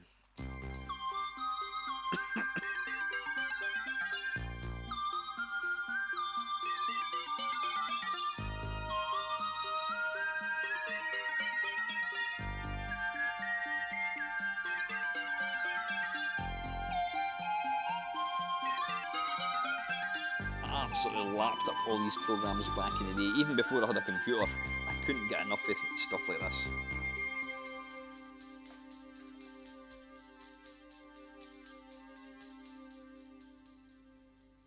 200 years ago, almost everyone worked on the land, with only a few workers in industry and a few clerks in offices. Industry. 100 years ago, agriculture was becoming mechanized, and industry had overtaken it as the major source of employment. As the demand for manufactured goods rose, so more and more people worked in factories. During the last 50 years, industrial employment has shrunk because of automation. The growth has been in service jobs, especially in offices. But now, new technology is changing office work profoundly. And whereas an agricultural worker or an industrial worker is surrounded by between 6,000 and 10,000 pounds worth of equipment, the average secretary or the average manager even probably only have about a few £100 worth between them. Of course, a lot of office work is to do with judgment or is dealing with information that is vague and imprecise. It's the way that human beings work, you know, the sort of thing. We had a letter from, what's his name last week? Can you find it? But where information or skills can be precisely defined, Is he new acting, or is technology that what can he's swoop like? in and become a highly productive tool. Opening up new opportunities or cutting jobs, depends upon your point of view. This is a relatively low-cost British microcomputer with a word processing program. And the program is held on a magnetic disc like this, and other discs are Called used a to store floppy. information. They are the new filing system. Well, I've been trying it out and discovering some of the many things it can do. Marvellous. You can type a document at the keyboard and edit it, of course, on the screen, insert and delete sections very easily, and then you can print things out very cleanly on a printer without needing correcting fluid. And it's ideal if you want to draft and redraft something or modify a standard document. Then it really can save time because there's no need to retype anything except the changes. But again, human nature being what it is, of course, this can lead to managers making many more drafts and redrafts than before. Parkinson's law. Imagine having to type, for instance, all that again at a narrower width.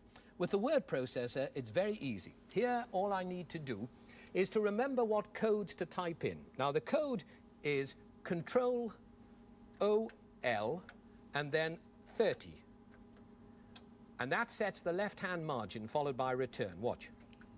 See, the margin goes to there. And then all I have to type is Control B, and it does the job. And there it is. Magic.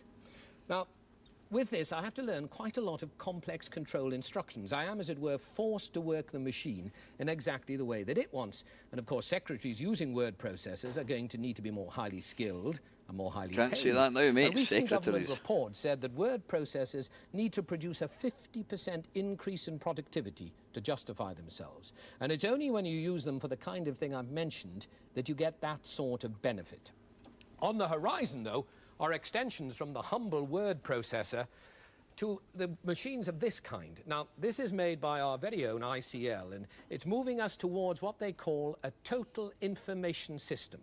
This machine will link with other computers down a telephone line and enable you to create, retrieve, and search through great banks of files, either here or at a distance. You can send electronic mail, you can make use of production control programs and financial modeling and so forth. And it can key into data banks like the GPO's Prestel, which was the first among many of these kind of view He data. reminds me of things. Harry Enfield. All sorts of information punched up in all This sorts of is a different computer. styles, and all accessible through the telephone line. Now, the equipment is very impressive. The sales demonstrations are very impressive. But still there are limitations. Modern computers are not very good yet. Somehow I don't think we're going to get see any what I games, want folks. in a sort of vague human way. And I have with me from ICL, Vic Maller. Now, if I know precisely what I want and can say it in a language that the computer God, he understands hates him, look at easily, him. yes? Yes, absolutely. Do it for me. Let me show you. Do it My for own me.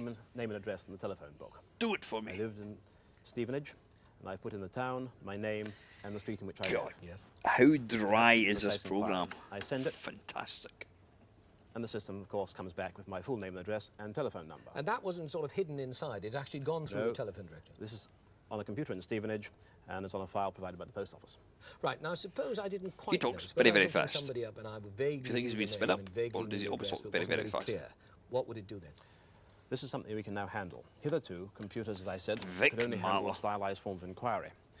And if we were, for example, faced with finding somebody whose name was Mr. Szyszygowski, a Polish name, who lived in southwest London, Draycott Place, Drayton Gardens, I'm not sure which, what would we do? Conventional computer systems would find it very difficult, but we now have techniques which enable us to solve this problem. Let's type in his name, or rather the first two characters of it. You know he begins SZ, and he has the stem SKI somewhere in that name. He lives in Drayton Gardens, or was it Draycott Place? We're not sure, but DRA should suffice. The only other clue we have is that he lived in London. And if we now send that one, we do indeed find Mr. Szyszygowski in Drayton Gardens. Right, now suppose we wanted to have a posh party, send out invitations. We thought, let's invite every duke in London. But we couldn't remember who the dukes were. Let's see if we can find a few of them. Most of them, of course, have ex-directory telephone numbers, but there are a few listed in the London telephone book. Now, if I had known beforehand that you were going to ask me this question, I could have set up Ex-directory, there's a indexes thing from the that enabled me 80s. to find it very quickly. Yeah. But what you have done is to ask me an ad hoc inquiry. And this is representative of much that happens in commercial data processing. And it is the problem for which current data processing techniques are not I think really that very adequate. They are it's improving. suffice to as say, the these as I can now blokes show you. lack charisma. The title of the individuals concerned is Duke. So we can just merely type in Duke of in London. And we're now going to search the entire London telephone directory, starting now. And that's what? All the millions of names. Oh, we've got the first Somewhere one. like a million names. Duke of Waffle, yes. And it will go through, and every time it sees Duke of, it produces it. It will produce one, and they'll come back in alphabetical order as they are in the telephone Now, this book. seems to me to have opened up that world. I mean, the world of computers used to be a kind of closed order of monks, and you weren't allowed in, but it does seem now that we can all become members. That's the intention, certainly. The syndrome of the air-conditioned temple containing the computer, ministered to by a hierarchy of priests and acolytes, known as the data processing staff, is now beginning to change. And we're not all going to have to learn Duke a of new language in Wellington, order yeah, to join my in this. arse. No, hopefully not. The aim of the operation is to bring computing out to the managing director and a humble man on the shop floor. Flexible, simple and easy, and a very natural extension to his normal tools. Good, well, thank you very much, you see, because the spread of office automation is not perhaps as fast as it might be, partly because of human reaction to change. Now, let's take the example of the word processor and see how one organisation has had to come to terms with the human factor. Bradford City Council learned the hard way about pioneering the word processor. We had some fairly bitter conflicts, including strikes, and it was from that we learned some very hard lessons. In 1977, at their Jacobs Well offices, the council set up one of the country's first word processing units as a central service. The clatter and The rustle good of old the typing female pool typist. gave way to the more muted clacking of electronic keyboards. First office I worked in had a typing It all pool. looks peaceful enough now, but both the council and the union admit that they should have gone about things Disappointing to differently. see they're not smoking at their desk. I think the mistakes that we made were that we had a well worked out idea. The only thing we hadn't done was to work it out with the people affected. And once the idea had matured, we were so anxious to get it in, because it was Yeah. offered us such Hey. potential savings and things, that we became impatient, both of the reaction of staff and the reaction of the trade unions. The union made mistakes. Our biggest mistake was that we criticised the technical brilliance of the equipment. And we were wrong. Good afternoon, typists. This is Robert West, Architects Division, Unit B, Wallet 15. Good afternoon, typists. The First Amendment occurs on page 4 of the I bet you that report. woman's younger than I am now. Item C, paragraph 3. And on the second line, please could you omit the word requesting and add back requiring.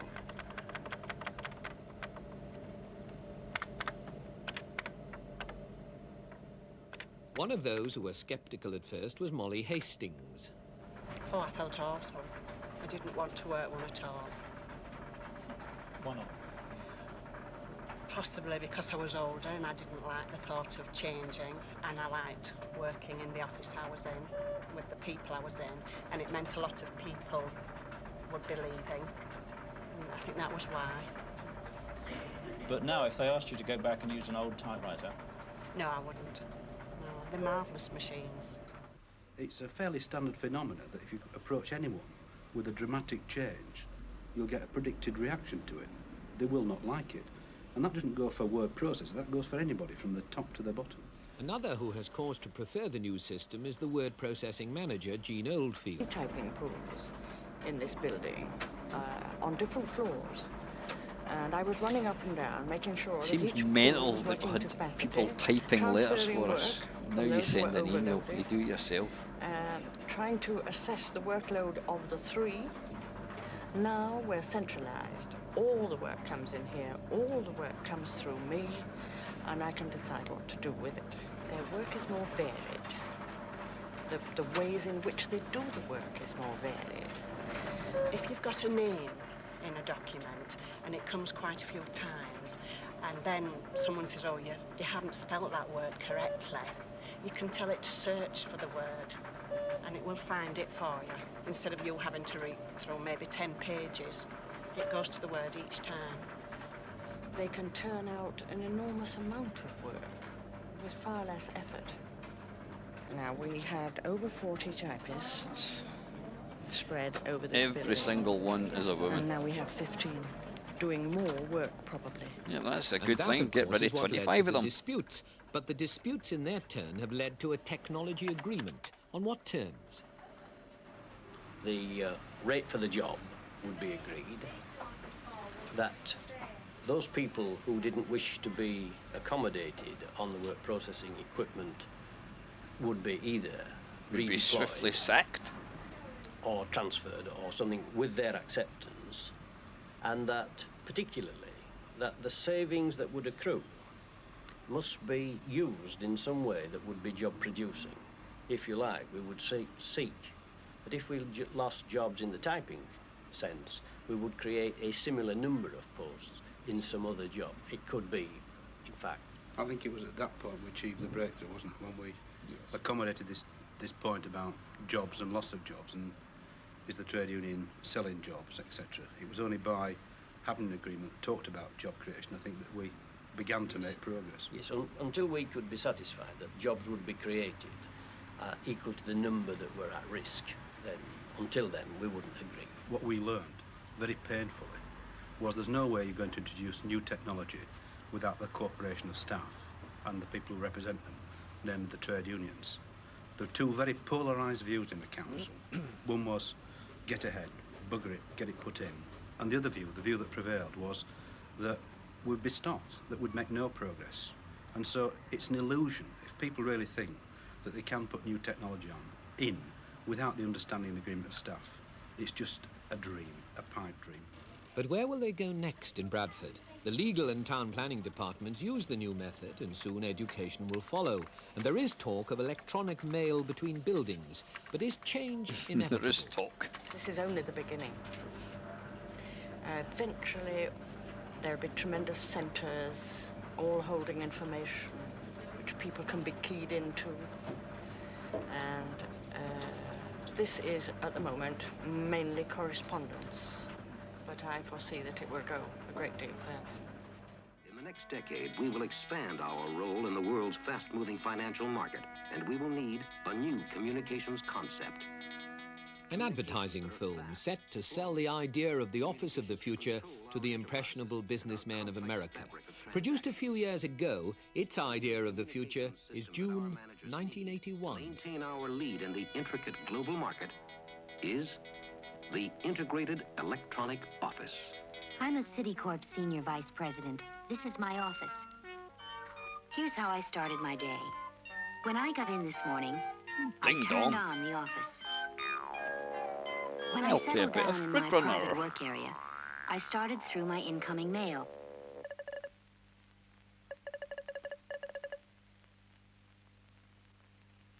I called up the items I wanted to handle on my display screen. On one letter, I typed out a short message and sent the annotated version to my Chief of Staff's electronic inbox. Another memo needed a longer answer. A response to the memo sent by Paul Evans about the upcoming manpower plans. I put the original memo and my dictation into my electronic outbox for my secretary to handle. Outbox. While I was going through my mail, the phone chimed often. I checked to determine who was calling before I answered. Most of the callers could wait, so I hooked them into an auto-answering program on my computer. The reality in the firm itself is perhaps not far from the promotional vision, give or take the furnishings. Ding dong. What the hell? Citibank in New York has installed virtually paperless offices with electronic filing retrieval systems and, of course, electronic mail. I can draft the memo, have Bob's okay on it, and immediately mail it to California. They'll receive it in about 2 minutes over the telephone lines. Most significant is the way that the executives do indeed operate the same kinds All of the machines executives as their are blokes. secretaries. The new technology has reached the top. So we've now established 2 points. First, that the new technology is not the sole preserve of the data processing staff, and secondly, that it can spread right through an organisation. It's not confined just to the girls in the office. Now, at BL, they're about to introduce a new system called Comet, which even the senior executives will use, and my Colin is here to demonstrate it. Now, what does it do? Brian, what I've done is to connect this portable terminal through to our computer centre at Redditch. Yeah. and I've asked it to list out all the messages which are waiting for me since the last time I connected this terminal to the system. And these are genuine messages? These are genuine messages, and there are 9 messages waiting for me here to have a look at. I don't have to have a look at them all, and in fact there's one here, in fact there are 2 which says urgent, so I'm going to take one of these, which is message number 7, and ask for the full message to be printed out to me here. Do it in haste in case you get dismissed. And what it's going to do is to print out the day, the time of day, who it's from, and we'll have a look at the message. And it says urgent, it's organisation, and the message reads, I need your confirmation on proposed organisational changes as soon as possible.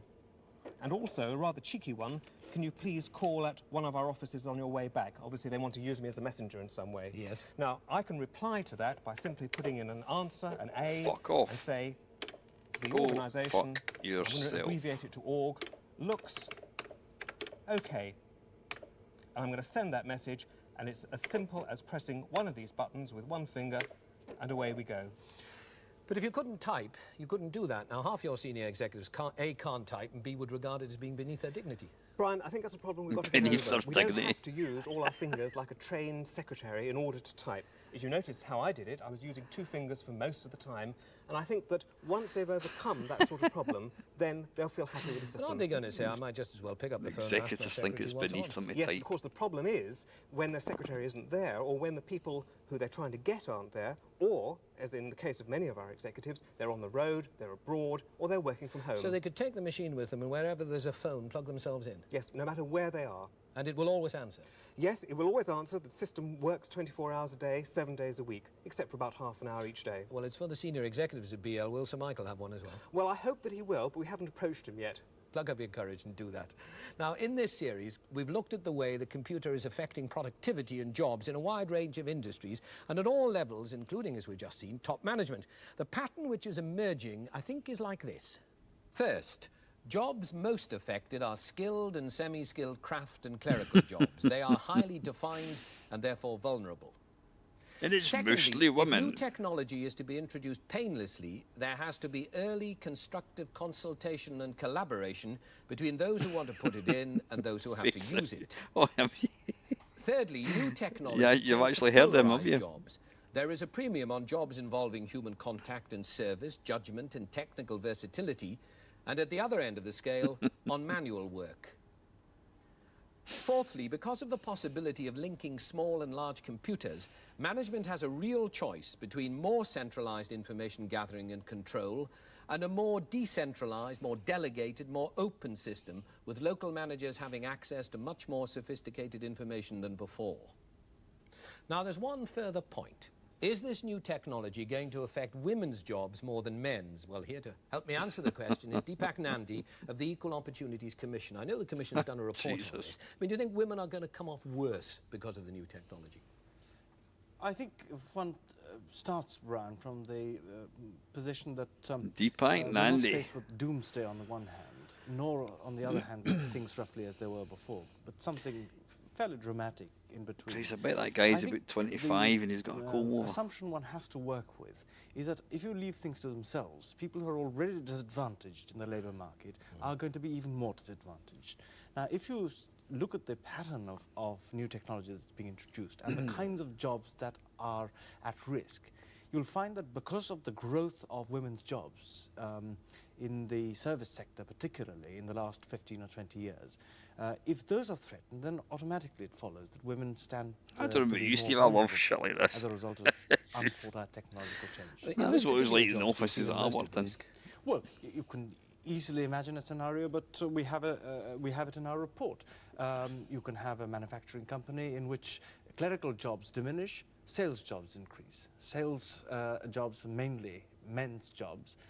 Clerical jobs are mainly women's jobs. Now, that's the kind of shift As that's opposed to women's likely to take jobs. place, unless one provides some mechanism for enabling men and women equally to have access to the new jobs created. Now, does this mean women are Yeah, going to have to neither learn of skills Mr. that Redhead or have whatever his denied name them is in the hasn't past, or exactly if got they the haven't done charisma of Mac. A bit of both. firstly, they will certainly have to How long has this got to given go? access to 3 minutes. We're almost skill there, training folks. We're almost of a there. kind which up to now has been thought to be the sorts of things that boys do at school. But over and beyond that, there's a rather more fundamental point, and that is that skills like a good grasp of grammar, a good grasp of the 3 R's, these, which over the last 20 years we have thought to be rather less important than previously, these are going to be absolutely critical skills for everybody, no matter at what level, if you're handling machinery of this kind. But where do you see the impact being most felt? I mean, is it going to be in banking, insurance, all those sort of city kind of jobs that we think about? Well, if you look at it, you'll be surprised at how many of the jobs, not just in service sector industries like the one you've outlined, how many of the jobs that we're now talking about in the BBC, in my own commission, are not concerned with making anything, they're concerned with processing information. And these are the jobs which are absolutely ready for the introduction of new technology. In the end, there won't the real problem be not who's going to get the jobs, but sort of persuading anyone to accept change. I mean, the adoption of the new technology is still the stumbling block. Well, that is the central, the $64,000 question that I think we all face in this country.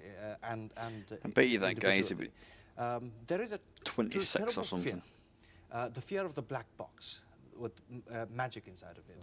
And unless one can dispel that fear, there is absolutely no prospect of getting any workforce to accept new technology of this kind. And I ought to add that the fear is not just a matter of unskilled chaps on the shop floor not liking this new device.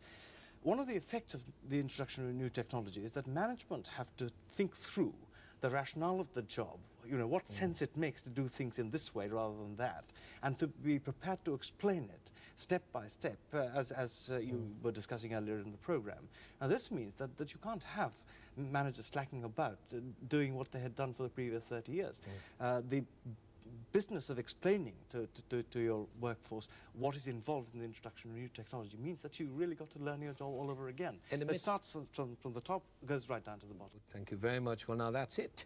In these programmes, of course, we've been able only to scrape the surface of some of the issues raised for those who might be affected by new technology. If you feel you want to know more about computers and you would be interested in learning about the new world of personal computing, you might like to know that the BBC Computer Literacy Project is starting in January 1982.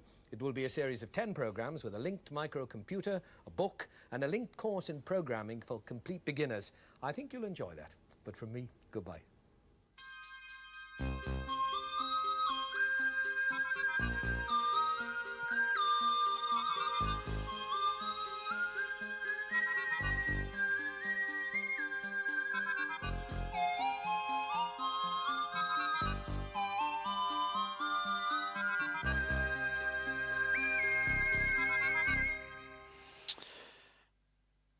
Fantastic. There we go, folks. Yeah, if that's not going to put you to sleep, I don't know what will. Anyway, talking of sleep, I'm going to get away. Yeah, it was pretty dry stuff, to be fair. Yep, coming up, he was on earlier on, I don't know if he's still on. Myself and Lacosa are going to be getting together for a video. We're still to decide exactly what we're going to be doing, so he will be returning for a one-off, he tells me. You've got that to look forward to. I don't know when that's going to be coming out. I should hopefully be along. I should hopefully be along on Sunday night. Don't see any reason why not. Do some live nonsense. So anyway, folks, I'm going to get going. Have a great night. It's almost bloody midnight. Have a nice weekend, and as always, thank you very, very much for watching me.